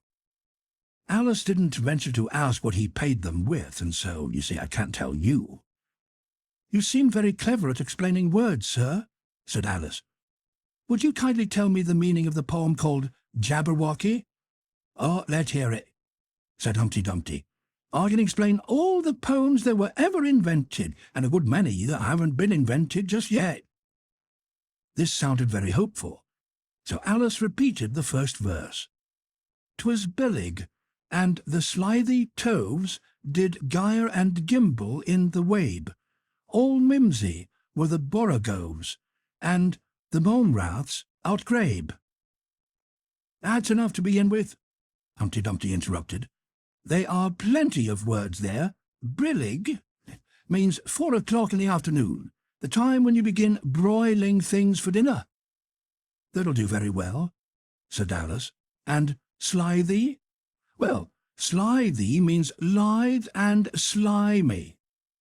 Lithe is the same as active. You see, it's like a portmanteau. There are two meanings packed up into one word." "I see now," Alice remarked thoughtfully. "What are toves?" "Well, toves are something like badgers, they're something like lizards, and they're something like corkscrews." "They must be very curious-looking creatures." "They are that," said Humpty Dumpty. "Also, they make their nests under sundials. Also, they live on cheese." "And what's to gyre and to gimble?" "To gyre is to go round and round like a gyroscope. To gimble is to make holes like a gimlet. And the wabe is the grass plot round the sundial, I suppose?" said Alice, surprised at her own ingenuity. "Course it is. It's called wabe, you know, because it goes a long way before it, and a long way behind it." "And a long way beyond it on each side," Alice added. "Exactly so. Well, it mimsy is flimsy and miserable. There's another portmanteau for you. And a borogove is a thin, shabby-looking bird with its feathers sticking out all round, something like a live mop." "And then momraths?" said Alice. "I'm afraid I'm giving you a great deal of trouble." "Well, a wrath is a sort of green pig, but mome I'm not certain about. I think it's short for from home, meaning that they've lost their way, you know." "And what does outgrabe mean?" "Well, outgrabing is something between bellowing and whistling, with a kind of sneeze in the middle. However, you'll hear it done, maybe, down in the wood yonder, and when you've once heard it, you'll be quite content." "But who's been repeating all that hard stuff to you?" "I read it in a book," said Alice. "But I've had some poetry repeated to me, much easier than that, by Tweedledee, I think it was." "As to poetry, you know," said Humpty Dumpty, stretching out one of his great hands, "I can repeat poetry as well as other folk, if it comes to that." "Oh, it needn't come to that," Alice hastily said, hoping to keep him from beginning. "The piece I'm going to repeat," he went on without noticing her remark, "was entirely written for your amusement." Alice felt that in that case she really ought to listen to it, so she sat down and said, "Thank you," rather sadly. "In winter, when the fields are white, I sing this song for your delight, only I don't sing it," he added as an explanation. "I see you don't," said Alice. "If you can see whether I'm singing or not, you sharper eyes than most," Humpty Dumpty remarked severely. Alice was silent. "In spring, when woods are getting green, I'll try and tell you what I mean." "Thank you very much," said Alice. In summer, when the days are long, perhaps you'll understand the song. In autumn, when the leaves are brown, take pen and ink and write it down. I will, if I can remember it so long, said Alice. In gone making remarks like that, Humpty Dumpty said. They're not sensible, and they put me out. I send a message to the fish. I told them, this is what I wish. The little fishes of the sea, they sent an answer back to me. The little fish's answer was, we cannot do it, sir, because. I'm afraid I don't quite understand, said Alice. It gets easier further on, Humpty Dumpty replied. I sent to them another, to say, it will be better to obey. The fishes answered with a grin. Why, what a temper you're in! I told them once, I told them twice. They would not listen to my advice. I took a kettle large and new, fit for the deed I had to do. My heart went hop, the heart went thump. I filled the kettle at the pump. Then someone came to me and said, the little fishes are in bed. I said to him, I said it plain, then you must wake them up again. I said it very loud and clear. I went and shouted in his ear. Humpty Dumpty raised his voice almost to a scream as he repeated this verse, and Alice thought with a shudder, I wouldn't have been that messenger for anything. But he was very stiff and proud. He said, you needn't shout so loud. And he was very proud and stiff. He said, I'd go and wake them if... I took a corkscrew from the shelf. I went to wake them up myself, and when I found the door was locked, I pulled and pushed and kicked and knocked. And when I found the door was shut, I tried to turn the handle, but... There is a long pause. Is that all? Alice timidly asked. That's all, said Humpty Dumpty. Goodbye. This was rather sudden, Alice thought, but after such a very strong hint that she ought to be going, she felt that it would hardly be civil to stay. So she got up and held out her hand. Goodbye, till we meet again, she said as cheerfully as she could. I shouldn't know you again if we did meet, Humpty Dumpty replied in a discontented tone, giving her one of his fingers to shake. You're so exactly like other people. The face is what one goes by generally, Alice remarked in a thoughtful tone. That's just what I complain of, said Humpty Dumpty. Your face is the same as everybody has, the two eyes so, marking their places in the air with his thumb. Nose in the middle, mouth under, it's always the same. Now, if you had two eyes on the same side of the nose, for instance, or the mouth at the top, there would be some help. It wouldn't look nice, Alice objected. But Humpty Dumpty only shut his eyes and said, Wait till you've tried. Alice waited for a minute to see if he would speak again. But as he never opened his eyes or took any further notice of her, she said, Goodbye, once more, and getting no answer to this, she quietly walked away. But she couldn't help saying to herself as she went off, Of all the unsatisfactory... She repeated this aloud, as it was a great comfort to have such a long word to say.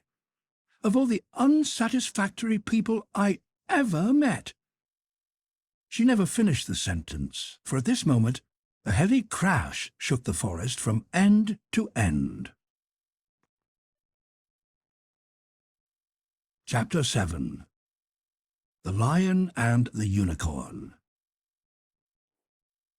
The next moment soldiers came running through the wood, at first in 2s and 3s, then 10 or 20 together, and at last in such crowds that they seemed to fill the whole forest. Alice got behind a tree, for fear of being run over, and watched them go by. She thought that in all her life she had never seen soldiers so uncertain on their feet.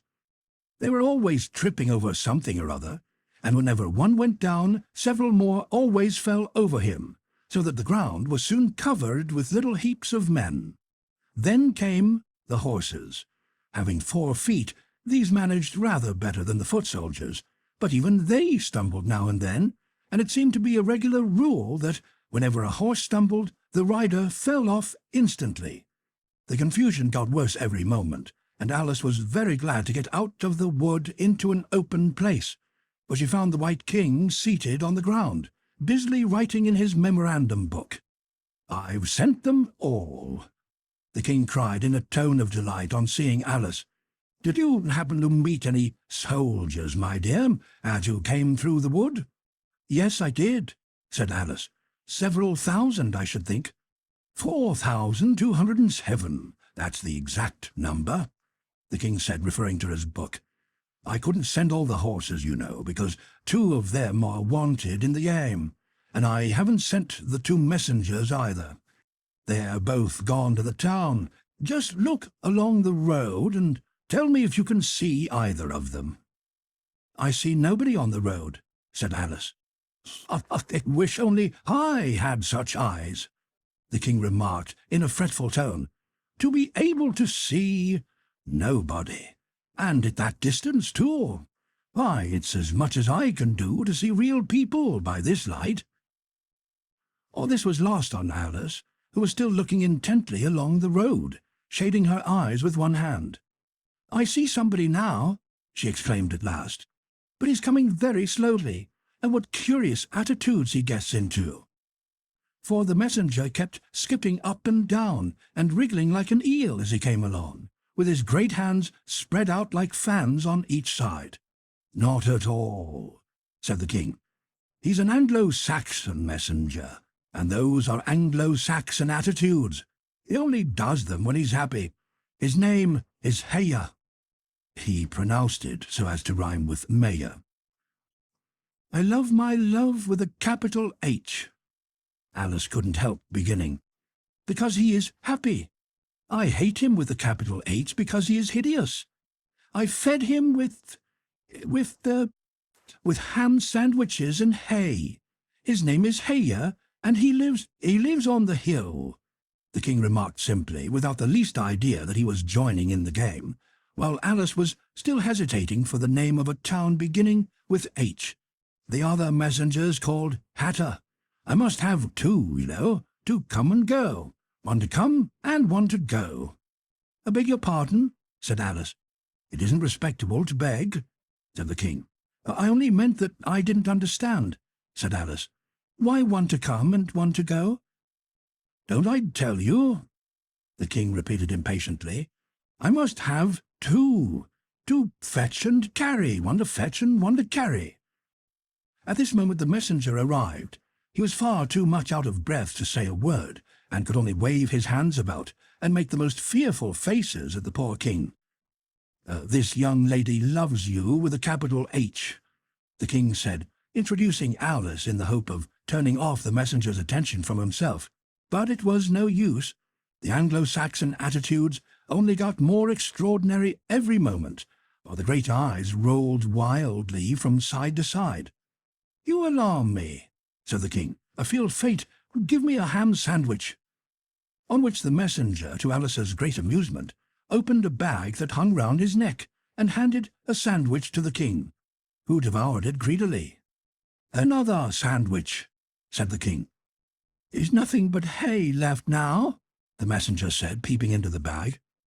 "Hay, then," the king murmured in a faint whisper. Alice was glad to see that it revived him a good deal. "Ah, there's nothing like eating hay when you're faint," he remarked to her as he munched away. "I should think throwing cold water over you would be better," Alice suggested. "Or some sal volatile." "I didn't say there was nothing better," the king replied. "I said there was nothing like it," which Alice did not venture to deny. "Who did you pass on the road?" the king went on, holding out his hand to the messenger for some more hay. "Nobody," said the messenger. "Quite right," said the king.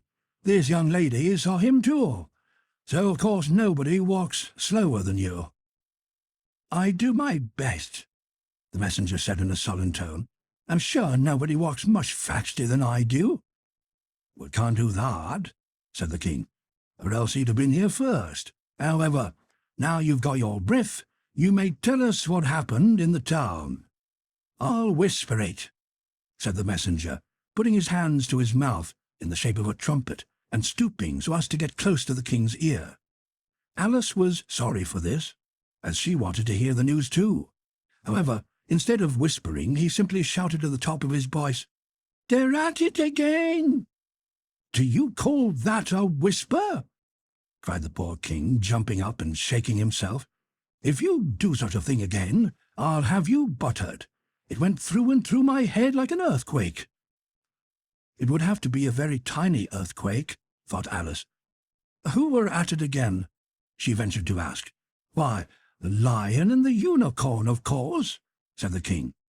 "Fighting for the crown?" "Yes, to be sure," said the king. "And the best of the joke is that it's my crown all the while. Let's run and see them." And they trotted off, Alice repeating to herself as she ran the words of the old song.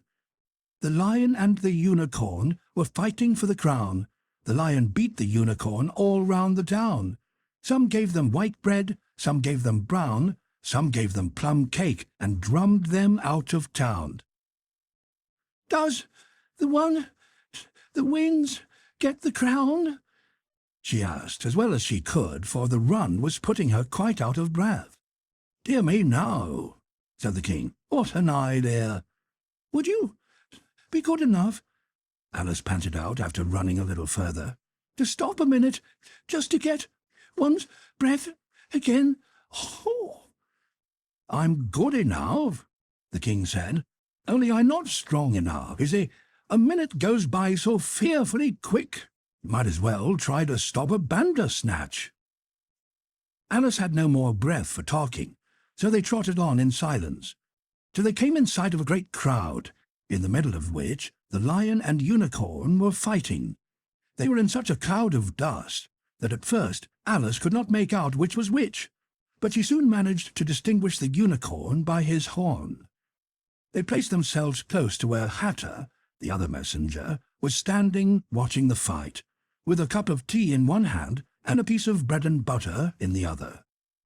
"He's only just out of prison, and he hasn't finished his tea when he was set in," Heya whispered to Alice, "and they only give them oyster shells in there, so you see he's very hungry and thirsty. How are you, dear child?" he went on, putting his arm affectionately round Hatter's neck. Hatter looked round and nodded, and went on with his bread and butter. "Were you happy in prison, dear child?" said Heya. Hatter looked round once more, and this time a tear or two trickled down his cheek, but not a word would he say. "Speak, can't you?" Heya cried impatiently, but Hatter only munched away and drank some more tea. "Speak, won't you?" cried the king. "How are they getting on with the fight?" Hatter made a desperate effort and swallowed a large piece of bread and butter. "They're getting on very well," he said in a choking voice. "Each of them has been down about 87 times. Then I suppose they'll soon bring the white bread and the brown?" Alice ventured to remark. "It's waiting for 'em now," said Hatter. "This is a bit of it as I'm eating." There was a pause in the fight just then, and the lion and the unicorn sat down, panting, while the king called out, "10 minutes allowed for refreshments." Heya and Hatter set to work at once, carrying round trays of white and brown bread. Alice took a piece to taste, but it was very dry. "I don't think they'll fight any more today," the king said to Hatter. "Go and order the drums to begin." And Hatter went bounding away like a grasshopper. For a minute or two Alice stood silent, watching him. Suddenly she brightened up. "Look, look!" she cried, pointing eagerly. "There's the White Queen running across the country. She came flying out of the wood over yonder. How fast those queens can run!" "There's some enemy after her, no doubt," the king said without even looking round. "That wood's full of them." "But aren't you supposed to run and help her?"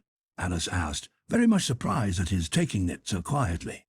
"No use, no use," said the king. "She runs so fearfully quick, you might as well try to catch a bandersnatch. But I'll make a memorandum about her, if you like.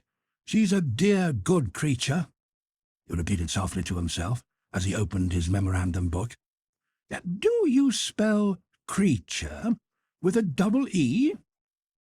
At this moment the unicorn sauntered by them, with his hands in his pockets. I had the best of it this time, he said to the king, just glancing at him as he passed. A little, the king replied rather nervously. You shouldn't have run him through with your horn, you know. I didn't hurt him, the unicorn said carelessly. And he was going on when his eye happened to fall upon Alice. He turned round instantly and stood for some time looking at her with an air of the deepest disgust. What is this? He said at last. This is a child, Heya repeated eagerly, coming in front of Alice to introduce her, and spreading out both his hands towards her in an Anglo-Saxon attitude. We only found it today. It's as large as life and twice as natural.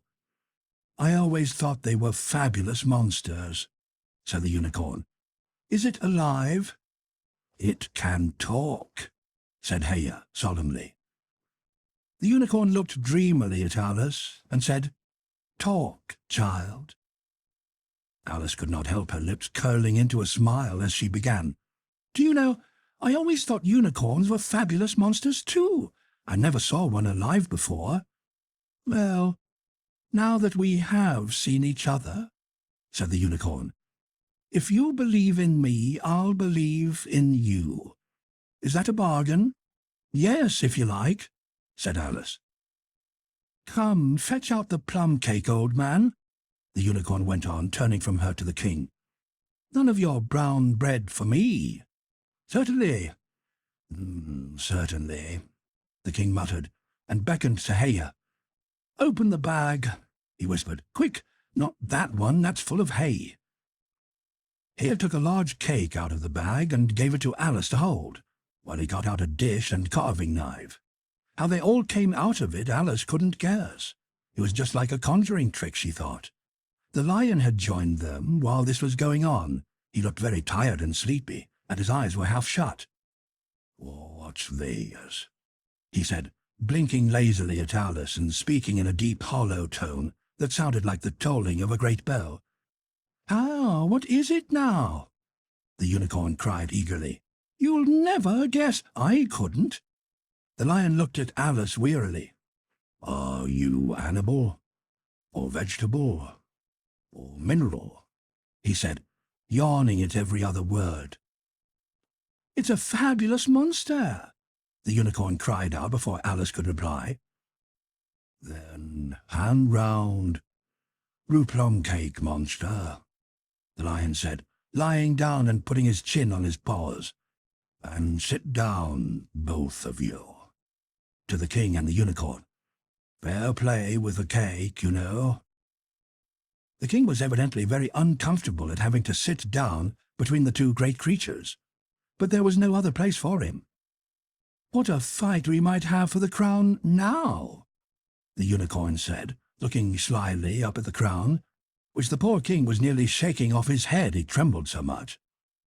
I should win easy, said the lion. I'm not so sure of that, said the unicorn. Why, I beat you all round the town, you chicken, the lion replied angrily, half getting up as he spoke.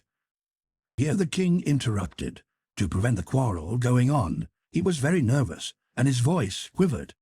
All round the town, he said. That's a good long way. But did you go by the old bridge or the marketplace? You get the best view by the old bridge. I'm sure I don't know, the lion growled out as he lay down again. There is too much dust to see anything. What a time the monster is cutting up that cake. Alice had seated herself on the bank of a little brook, with the great dish on her knees, and was sawing away diligently with the knife. It's very provoking, she said, in reply to the lion. She was getting quite used to being called the monster. I've cut several slices already, but they always join on again. You don't know how to manage looking-glass cakes, the unicorn remarked. Hand it round first and cut it afterwards. This sounded nonsense. But Alice very obediently got up and carried the dish around, and the cake divided itself into 3 pieces as she did so.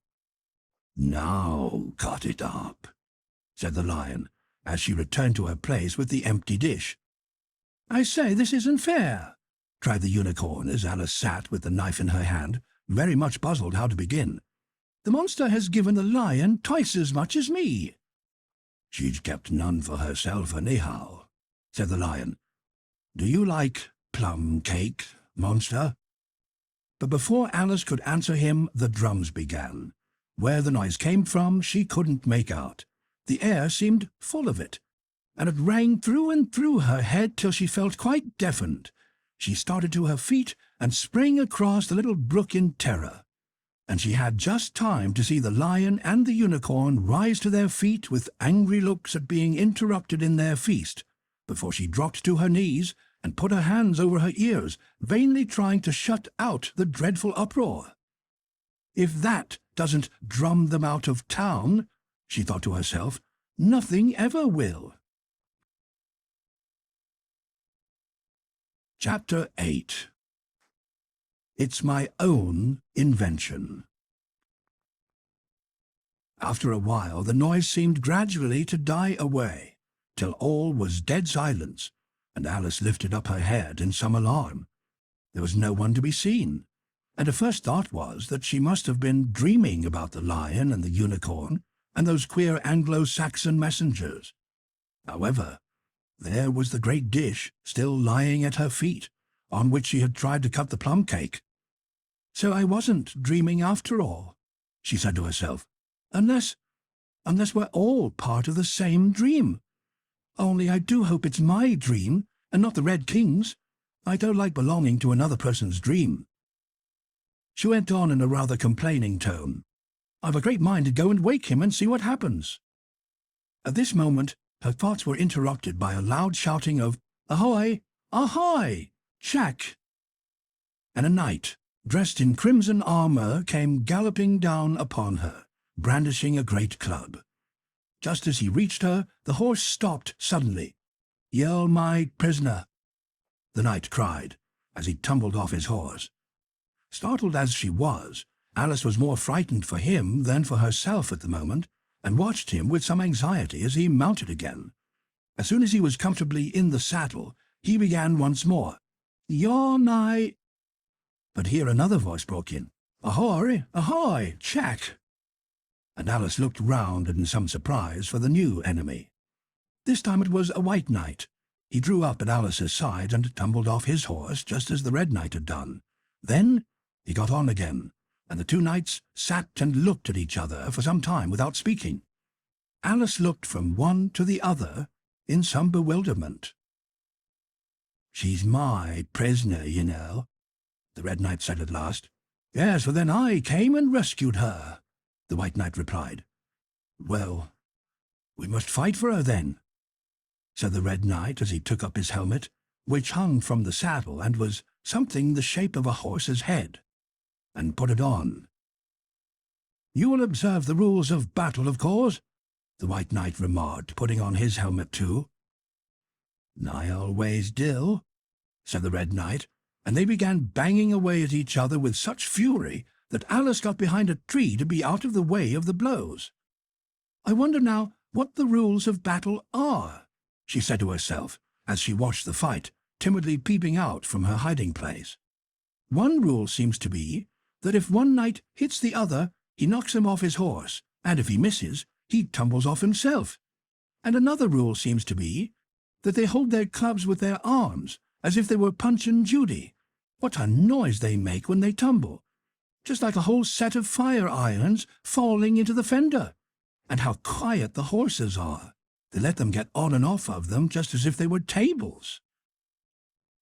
Another rule of battle that Alice had not noticed seemed to be that they always fell on their heads, and the battle ended with their both falling off in this way side by side. When they got up again, they shook hands, and then the red knight mounted and galloped off. "It was a glorious victory, wasn't it?" said the white knight, as he came up panting. "I don't know," Alice said doubtfully. I don't want to be anybody's prisoner. I want to be a queen." "So you will when you've crossed the next brook," said the White Knight. "I'll see you safe to the end of the wood, and then I must go back, you know. That's the end of my move." "Thank you very much," said Alice. "May I help you off with your helmet?" It was evidently more than he could manage by himself. However, she managed to shake him out of it at last. "Poh! Now one can breathe more easily," said the knight, putting back his shaggy hair with both hands and turning his gentle face and large mild eyes to Alice. She thought she had never seen such a strange-looking soldier in all her life. He was dressed in tin armour, which seemed to fit him very badly, and he had a queer-shaped little deal box fastened across his shoulders, upside down, and with the lid hanging open. Alice looked at it with great curiosity. "I see you're admiring my little box," the king said in a friendly tone. "It's my own invention, to keep cloves and sandwiches in. You see, I carry it upside down so that the rain can't get in." "But the things can get out," Alice gently remarked. "Do you know the lid's open?" "I didn't know it," the knight said, a shade of vexation passing over his face. "Then all the things must have fallen out, and the box is no use without them." He unfastened it as he spoke, and was just going to throw it into the bushes, when a sudden thought seemed to strike him, and he hung it carefully on a tree. "Can you guess why I did that?" he said to Alice. Alice shook her head. "In hope some bees may make a nest in it. Then I should get the honey." "But you've got a beehive, or something like one, fastened to the saddle," said Alice. "Yes, it's a very good beehive," the knight said in a discontented tone. "One of the best kind. But not a single bee has come near it yet, and the other thing is a mouse-trap. I suppose the mice keep the bees out, or the bees keep the mice out, I don't know which." "I was wondering what the mouse-trap is for," said Alice. "It isn't very likely there would be any mice on the horse's back." "Not very likely, perhaps," said the knight. "But if they do come, I don't choose to see them running all about. You see," he went on after a pause, "it's as well to be provided for everything. That's the reason the horse has all those anklets round his feet." "But what are they for?" Alice asked in a tone of great curiosity. "To guard against the bites of sharks," the knight replied. "It's an invention of my own. And now help me on. I'll go with you to the end of the wood. What's that dish for?" "It's meant for plum cake," said Alice. "We'd better take it with us," the knight said. "It'll come in handy if we find any plum cake. Help me to get it into this bag."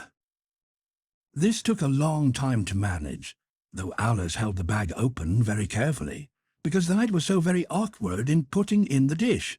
The first 2 or 3 times that he tried, he fell in himself instead. "It's a rather tight fit, you see," he said, as they got it in at last. "There are so many candlesticks in the bag." And he hung it to the saddle, which was already loaded with bunches of carrots and fire-irons and many other things. "I hope you've got your hair well fastened on," he continued as they set off. "Only in the usual way," Alice said, smiling. "That's hardly enough," he said anxiously.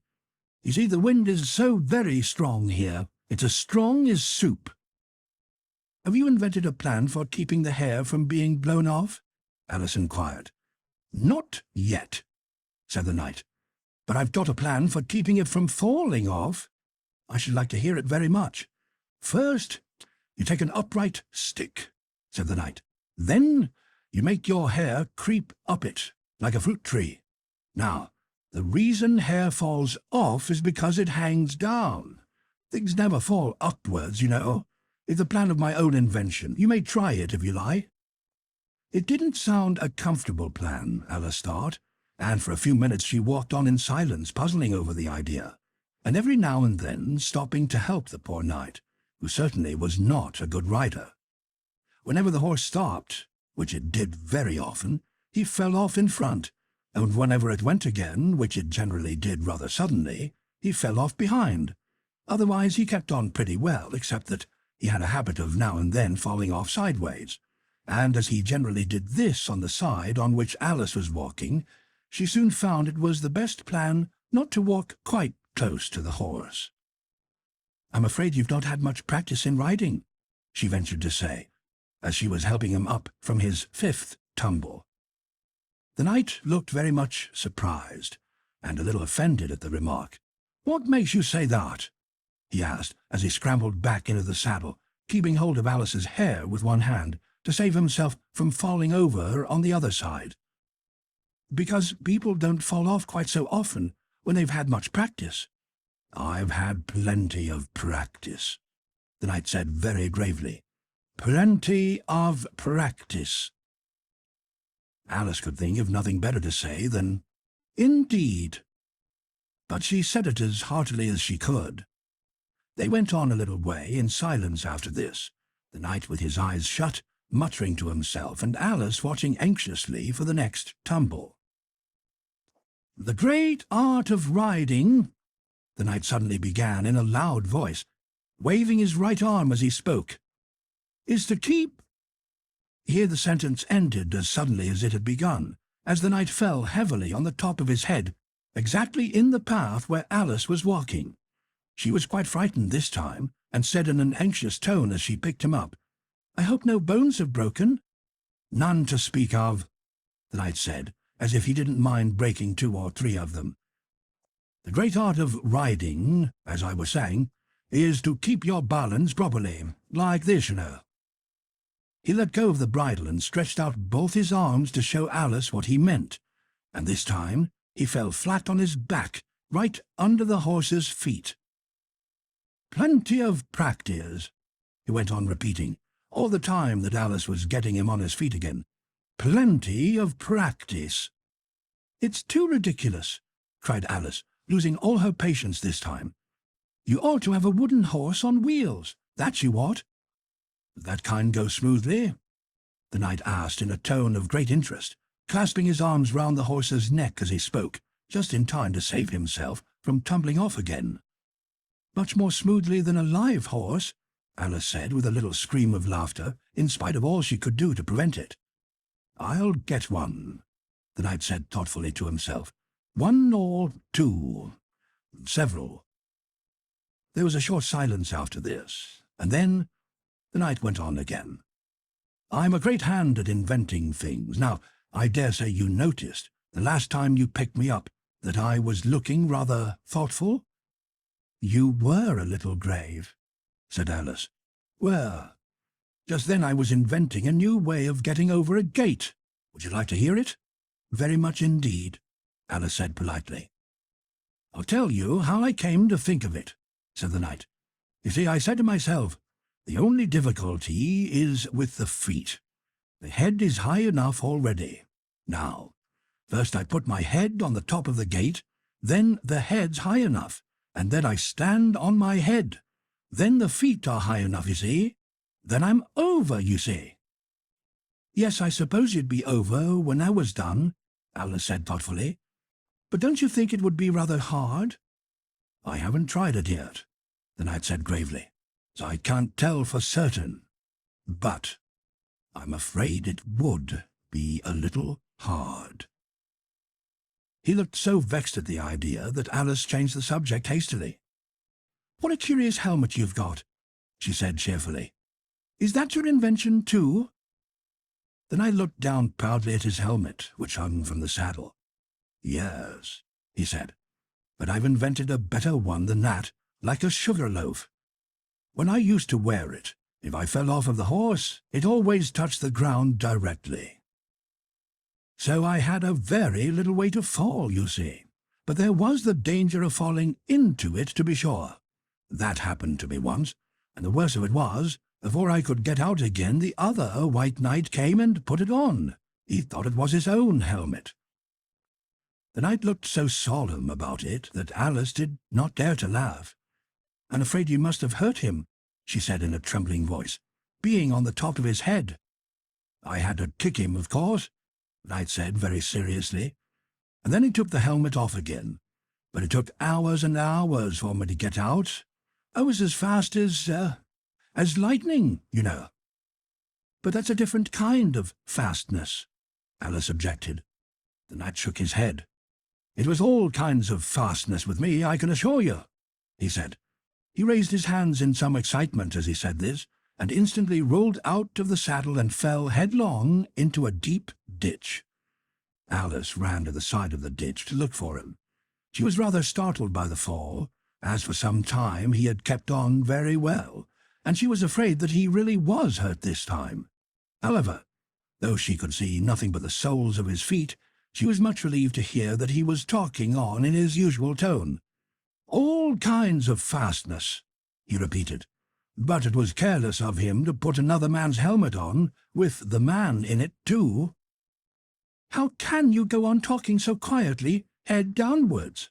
Alice asked, as she dragged him out by his feet and laid him in a heap on the bank. But I looked surprised at the question. "What does it matter where my body happens to be?" he asked. "My mind goes on working all the same. In fact, the more head downwards I am, the more I keep inventing new things. Now the cleverest thing of the sort that I ever did," he went on after a pause, "was inventing a new pudding during the meat course." "In time to have it cooked for the next course?" said Alice. "Well, that was quick work, certainly." "Well, not the next course," the knight said in a slow, thoughtful tone. "No, certainly not the next course." "Then it would have to be the next day. I suppose you wouldn't have 2 pudding courses in one dinner?" "Well, not the next day," the knight repeated as before. "No, not the next day. In fact," he went on, holding his head down, and his voice getting lower and lower, "I don't believe that pudding ever was cooked. In fact, I don't believe that pudding ever will be cooked. And yet it was a very clever pudding to invent." "What did you mean it to be made of?" Alice asked, hoping to cheer him up, for the poor knight seemed quite low-spirited about it.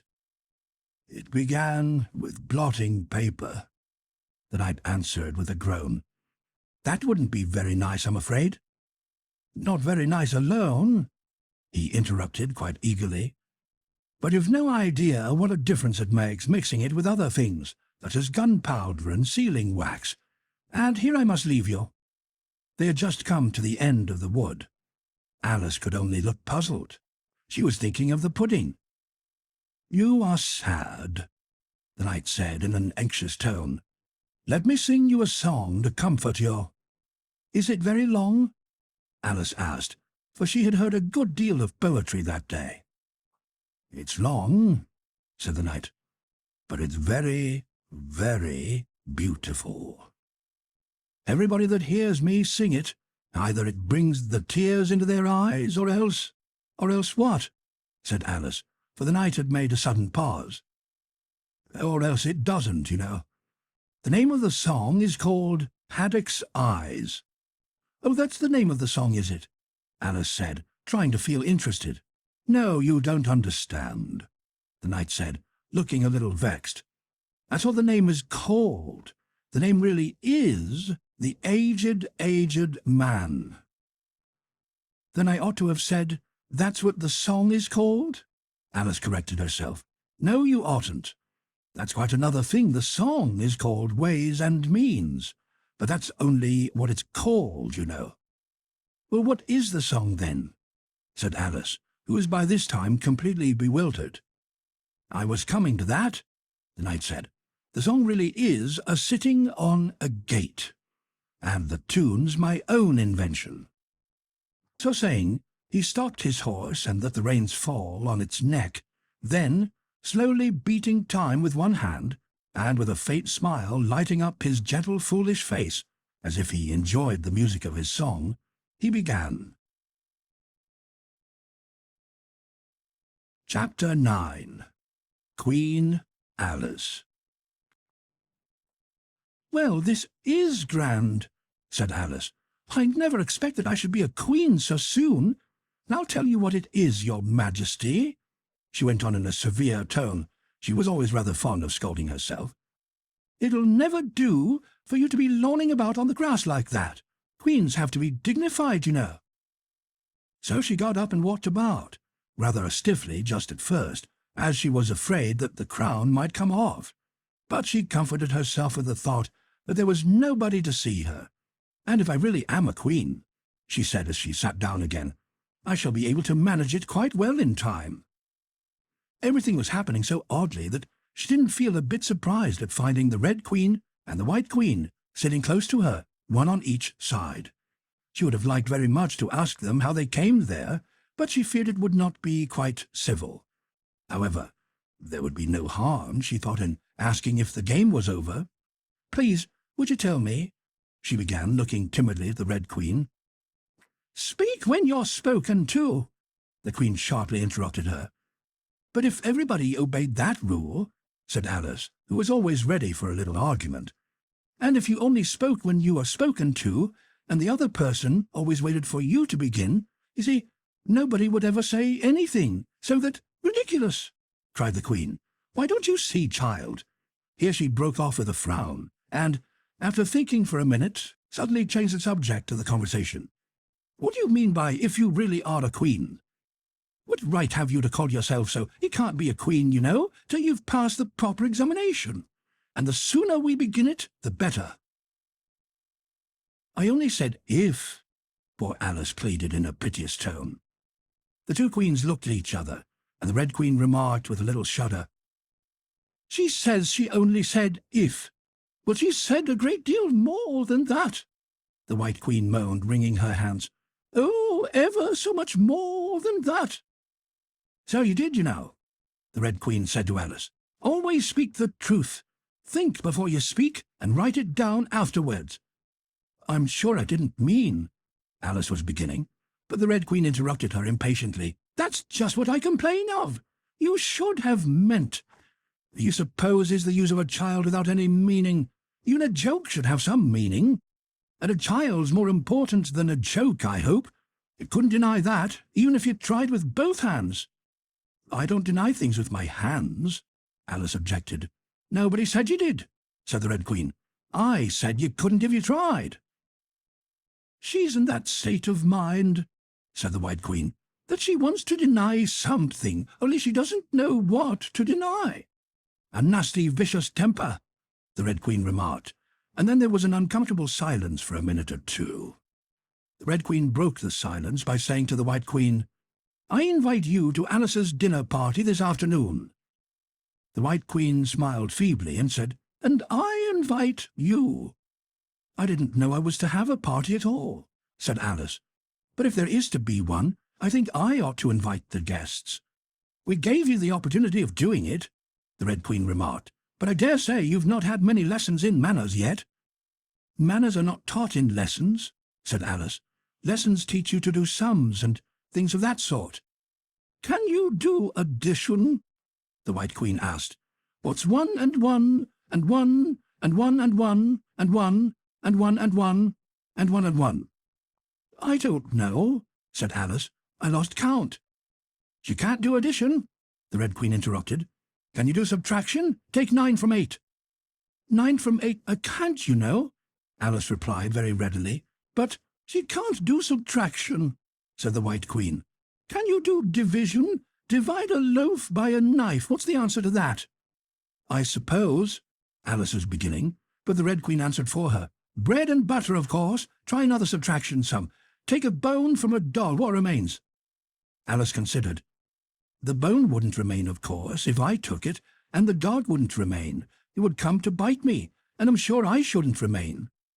"Then you think nothing would remain?" said the Red Queen. "I think that's the answer." "Wrong, as usual," said the Red Queen. "The dog's temper would remain." "But I don't see how—" "Why, look here," the Red Queen cried. "A dog would lose its temper, wouldn't it?"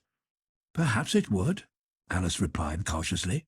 "Then if the dog went away, its temper would remain," the Queen exclaimed triumphantly. Alice said, as gravely as she could, "They might go different ways." But she couldn't help thinking to herself, "What dreadful nonsense we are talking." "You can't do a bit," the Queen said together with great emphasis. "Can you do sums?" Alice said, turning suddenly on the White Queen, for she didn't like being found fault with so much. The Queen gasped and shut her eyes. "I can do addition," she said, "if you give me time, but I can't do subtraction under any circumstances." "Of course you know your ABC," said the Red Queen. "To be sure I do," said Alice. "So do I," the White Queen whispered. "We'll often say it over together, dear, and I'll tell you a secret. I can read words of one letter. Isn't that grand? However, don't be discouraged. You'll come to it in time." Here the Red Queen began again. "Can you answer useful questions?" she asked. "How is bread made?" "I know that," Alice cried eagerly. "You take some flour. Where do you pick the flour?" the White Queen asked. "In a garden or in the hedges?" "Well, it isn't picked at all," Alice explained. "It's ground." "How many acres of ground?" said the White Queen. "You mustn't leave out so many things." "Fan her head," the Red Queen anxiously interrupted. "She'll be feverish out of so much thinking." So they set to work and fanned her with bunches of leaves, till she had to beg them to leave off, it blew her hair about so. "She's all right again now," said the Red Queen. "You know languages? What's the French for fiddle-de-dee?" "Fiddle-de-dee's not English," Alice replied gravely. "Whoever said it was?" said the Red Queen. Alice thought she saw a way out of the difficulty this time. "If you'll tell me what language fiddle-de-dee is, I'll tell you the French for it," she exclaimed triumphantly. But the Red Queen drew herself up rather stiffly and said, "Queens never make bargains." "I wish queens never asked questions," Alice thought to herself. "Don't let us quarrel," the White Queen said in an anxious tone. "What is the cause of lightning?" "The cause of lightning," Alice said very decidedly, for she felt quite certain about this, "is the thunder. No, she hastily corrected herself. "I mean the other way." "It's too late to correct it," said the Red Queen. "When you've once said a thing, that fixes it, and you must take the consequences." "Which reminds me," the White Queen said, looking down and nervously clasping and unclasping her hands. "We had such a thunderstorm last Tuesday. I mean one of the last set of Tuesdays, you know." Alice was puzzled. "In our country," she remarked, "there's only one day at a time." The Red Queen said, "That's a poor thin way of doing things. Now here, we mostly have days and nights 2 or 3 at a time, and sometimes in the winter we take as many as 5 nights together, for warmth, you know." "Are 5 nights warmer than 1 night, then?" Alice ventured to ask. 5 times as warm, of course. But they should be 5 times as cold by the same rule." "Just so," cried the Red Queen. 5 times as warm and 5 times as cold, just as I'm 5 times as rich as you are, and 5 times as clever." Alice sighed and gave it up. "It's exactly like a riddle with no answer," she thought. "Humpty Dumpty saw it too," the White Queen went on in a low voice, more as if she were talking to herself. "He came to the door with a corkscrew in his hand." "What did he want?" said the Red Queen.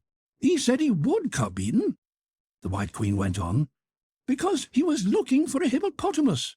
Now, as it happened, there wasn't such a thing in the house that morning." "Is it there generally?" Alice asked in an astonished tone. "Well, only on Thursdays," said the Queen. "I know what he came for," said Alice. "He wanted to punish the fish, because—" Here the White Queen began again. "It was such a thunderstorm you can't think." "She never could, you know," said the Red Queen.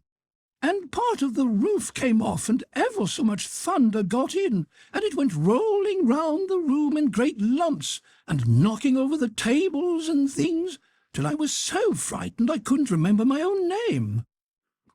Alice thought to herself, "I never should try to remember my name in the middle of an accident. Where would be the use of it?" But she did not say this aloud, for fear of hurting the poor Queen's feelings. "Your Majesty must excuse her," the Red Queen said to Alice, taking one of the White Queen's hands in her own and gently stroking it. "She means well, but She can't help saying foolish things as a general rule." The White Queen looked timidly at Alice, who felt she ought to say something kind, but really couldn't think of anything at the moment. "She never was really well brought up," the Red Queen went on, "but it's amazing how good-tempered she is. Pat her on the head and see how pleased she'll be." But this was more than Alice had courage to do. A little kindness and putting her hair in papers would do wonders with her. The White Queen gave a deep sigh and lay her head on Alice's shoulder. "I am so sleepy," she moaned. "She's tired, poor thing," said the Red Queen. "Smooth her hair, lend her your nightcap, and sing her a soothing lullaby." "I haven't got a nightcap with me," said Alice, as she tried to obey the first direction, "and I don't know any soothing lullabies." "I must do it myself, then," said the Red Queen, and she began. "Hush-a-bye, lady, in Alice's lap, till the feast's ready, we've time for a nap. When the feast's over, we'll go to the ball, Red Queen and White Queen and Alice and all." "And now you know the words," she added, as she put her head down on Alice's other shoulder, "just sing it through to me. I'm getting sleepy too." In another moment both queens were fast asleep and snoring loud. "What am I to do?" exclaimed Alice, looking about in great perplexity, as first one round head and then the other rolled down from her shoulder and lay like a heavy lump in her lap. I don't think it ever happened before her that any one had to take care of two queens asleep at once.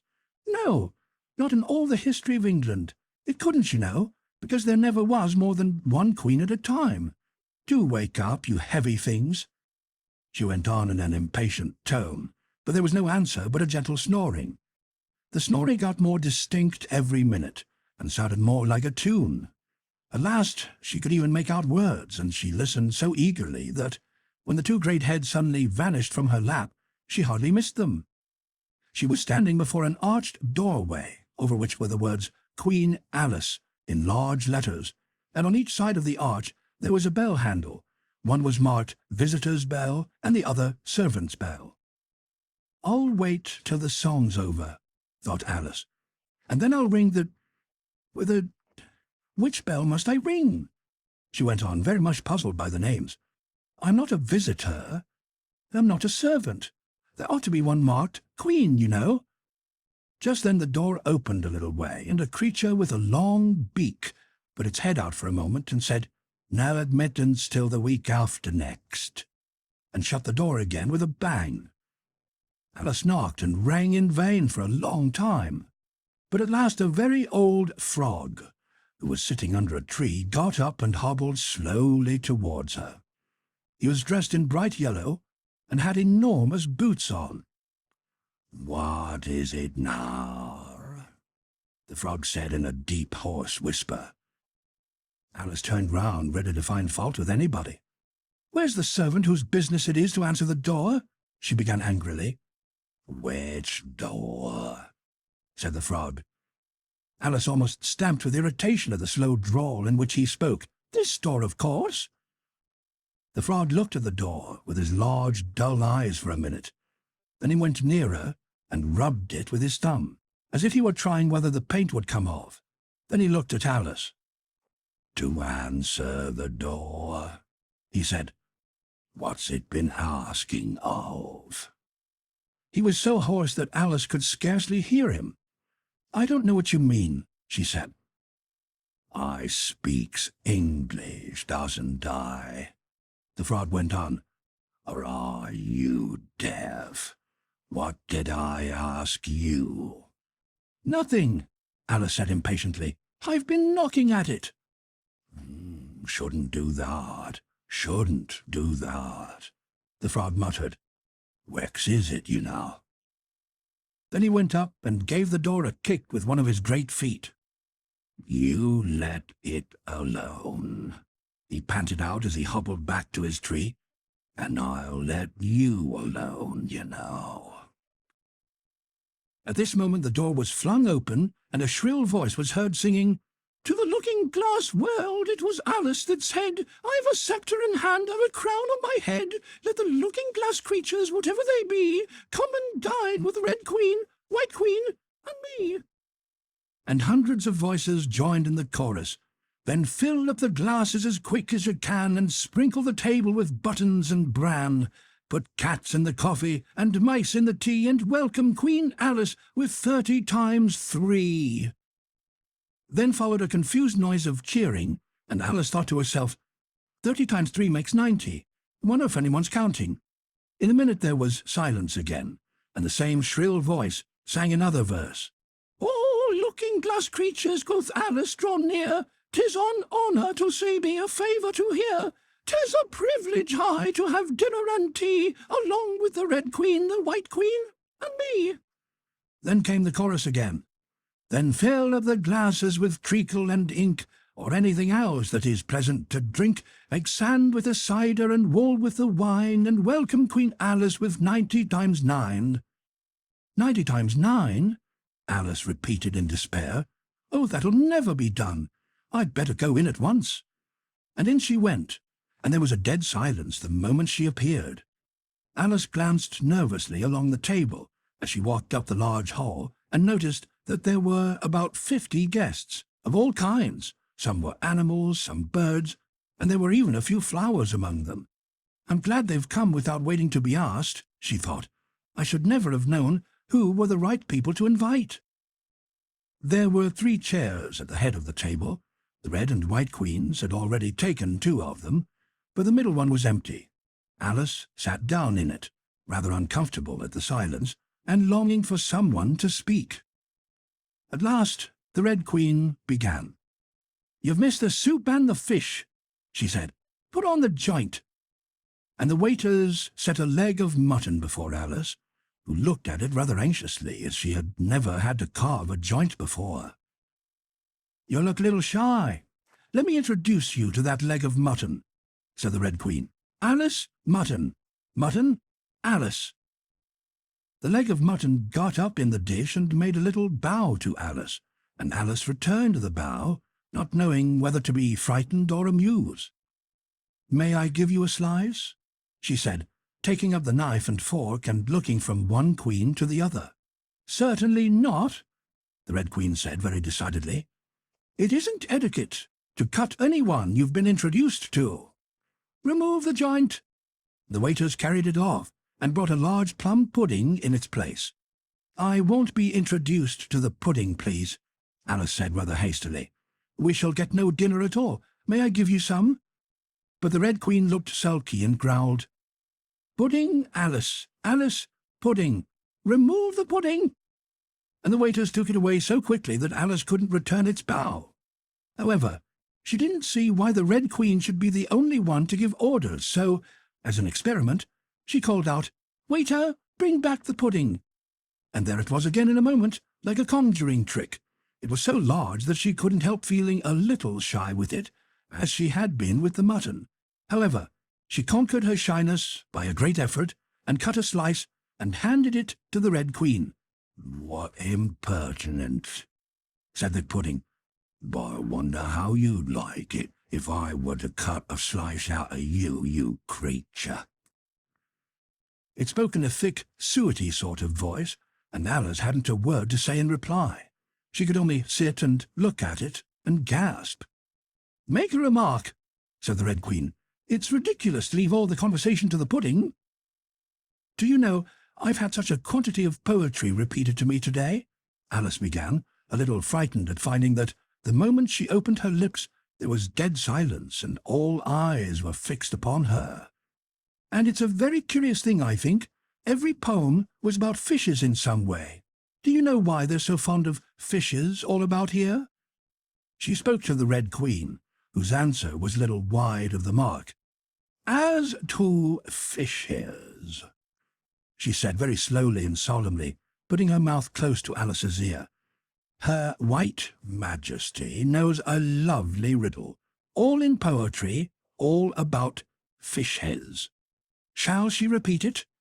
Her Red Majesty's very kind to mention it, the White Queen murmured into Alice's other ear, in a voice like the cooing of a pigeon. "It would be such a treat, may I?" "Please do," Alice said very politely. The White Queen laughed with delight and stroked Alice's cheek. Then she began. "First, the fish must be caught. That is easy. A baby, I think, would have caught it. Next, the fish must be bought. That is easy. A penny, I think, would have bought it. Now cook me the fish. That is easy. It will not take more than a minute. Let it lie in a dish. That is easy, because it already is in it. Bring it here, let me sup. It is easy to set such a dish on the table. Take the dish cover up. That is so hard that I fear I'm unable, for it holds it like glue, holds the lid to the dish while it lies in the middle. Now, which is easiest to do? Undish cover the fish, or dish cover the riddle?" "Take a minute to think about it, and then guess," said the Red Queen. "Meanwhile, we'll drink your health. Queen, Arlete's health!" She screamed at the top of her voice, and all the guests began drinking it directly, and very queerly they managed it. Some of them put their glasses upon their heads like extinguishers, and drank all that trickled down their faces. Others upset the decanters, and drank the wine as it ran off the edges of the table, and 3 of them, who looked like kangaroos, scrambled into the dish of roast mutton and began eagerly lapping up the gravy. "Just like pigs in a trough," thought Alice. "You're to return thanks in a neat speech," the Red Queen said, frowning at Alice as she spoke. "We must support you, you know," the White Queen whispered, as Alice got up to do it, very obediently, but a little frightened. "Thank you very much," she whispered in reply, "but I can do quite well without." "That wouldn't be at all the thing," the Red Queen said very decidedly, so Alice tried to submit to it with a good grace. "And they did push so," she said afterwards, when she was telling her sister the history of the feast. "You would have thought they wanted to squeeze me flat." In fact, it was rather difficult for her to keep in her place while she made her speech. The 2 queens pushed her so, one on each side, that they nearly lifted her up into the air. "I rise to return thanks," Alice began, and she really did rise as she spoke several inches, but she got hold of the edge of the table and managed to pull herself down again. "Take care of yourself," screamed the White Queen, seizing Alice's hair with both her hands. "Something's going to happen." And then, as Alice afterwards described it, all sorts of things happened in a moment. The candles all grew up to the ceiling, looking something like a bed of rushes with fireworks at the top. As the bottles, they each took a pair of plates, which they hastily fitted on as wings, and so, with forks for legs, went fluttering about in all directions. And very like birds they look, Alice thought to herself, as well she could in the dreadful confusion that was beginning. At this moment she heard a hoarse laugh at her side, and turned to see what was the matter with the White Queen. But instead of the Queen, there was the leg of mutton, sitting in the chair.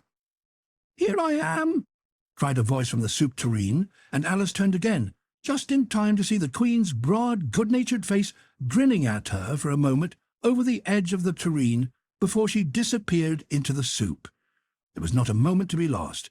Already several of the guests were lying down in the dishes, and the soup ladle was walking up the table towards Alice's chair, and beckoning to her impatiently to get out of its way. "I can't stand this any longer," she cried as she jumped up and seized the tablecloth with both hands. One good pull, and plates, dishes, guests, and candles came crashing down together in a heap on the floor. "And as for you," she went on, turning fiercely upon the Red Queen, whom she considered as the cause of all the mischief. But the Queen was no longer at her side. She had suddenly dwindled down to the size of a little doll, and was now on the table, merrily running round and round under her own shawl, which was trailing behind her. At any other time, Alice would have felt surprised at this, but she was far too much excited to be surprised at anything now. "As for you," she repeated, catching hold of the little creature, in the very act of jumping over a bottle which had just lighted upon the table, I'll shake you into a kitten, that I will." Chapter 10. Shaking. She took her off the table as she spoke and shook her backwards and forwards with all her might. The Red Queen made no resistance whatever, only her face grew very small and her eyes got large and green, and still, as Alice went on shaking her, she kept on growing shorter and fatter and softer and rounder and... Chapter 11. Waking. And it really was a kitten after all. Chapter 12. Which dreamed it? "Your Red Majesty shouldn't purr so loud," Alice said, rubbing her eyes and addressing the kitten respectfully, yet with some severity. "You woke me out of... Oh, such a nice dream! And you've been along with me, Kitty, all through the looking-glass world. Did you know it, dear?" "It is a very inconvenient habit of kittens," Alice had once made the remark, "that whatever you say to them, they always purr. If they would only purr for yes and mew for no, or any rule of that sort," she had said, "so that one could keep up a conversation.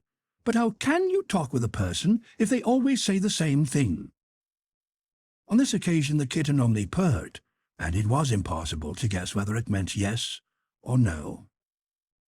So Alice hunted among the chessmen on the table till she had found the Red Queen's, and then she went down on her knees on the hearthrug and put the kitten and the Queen to look at each other. "Now, Kitty," she cried, clapping her hands triumphantly, "confess that was what you turned into." But it wouldn't look at it, she said, when she was explaining the thing afterwards to her sister. It turned away its head and pretended not to see it, but it looked a little ashamed of itself, so I think it must have been the Red Queen. "Sit up a little more stiffly, dear," Alice cried with a merry laugh, "and curtsy while you're thinking what to purr. It saves time, remember." And she caught it up and gave it one little kiss, just in honour of its having been a Red Queen. "Snowdrop, my pet," she went on, looking over her shoulder at the white kitten, which was still patiently undergoing its toilet. "When will Dinah have finished with your White Majesty, I wonder? That must be the reason you were so untidy in my dream. Dinah, do you know that you're scrubbing a White Queen? Really, it's most disrespectful of you. And what did Dinah turn to, I wonder?" she prattled on, as she settled comfortably down, with one elbow on the rug and her chin in her hand, to watch the kittens. "Tell me, Dinah, how did you turn to Humpty Dumpty? I think you did. However, you'd better not mention it to your friends just yet, for I'm not sure. By the way, Kitty, if only you'd been really with me in my dream, there was one thing you would have enjoyed.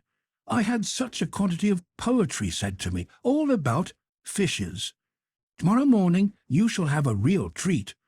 All the time you're eating your breakfast, I'll repeat the walrus and the carpenter to you, and then you can make believe it's oysters, dear. Now, Kitty, let's consider who it was that dreamed it all. This is a serious question, my dear. And you should not go on licking your paw like that, as if Dinah hadn't washed you this morning.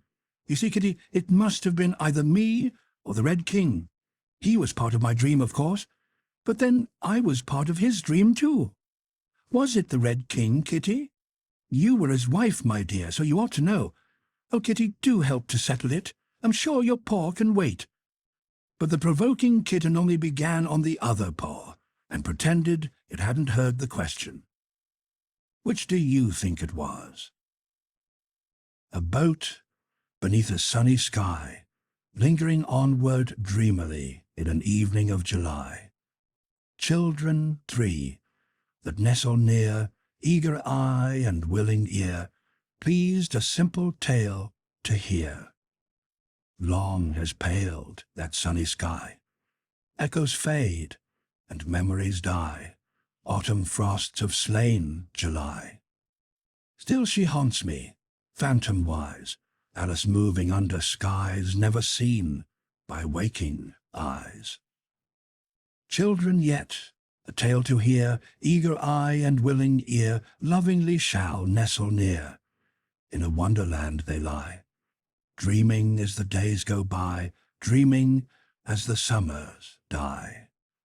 Ever drifting down the stream, lingering in the golden gleam. Life, what is it but a dream?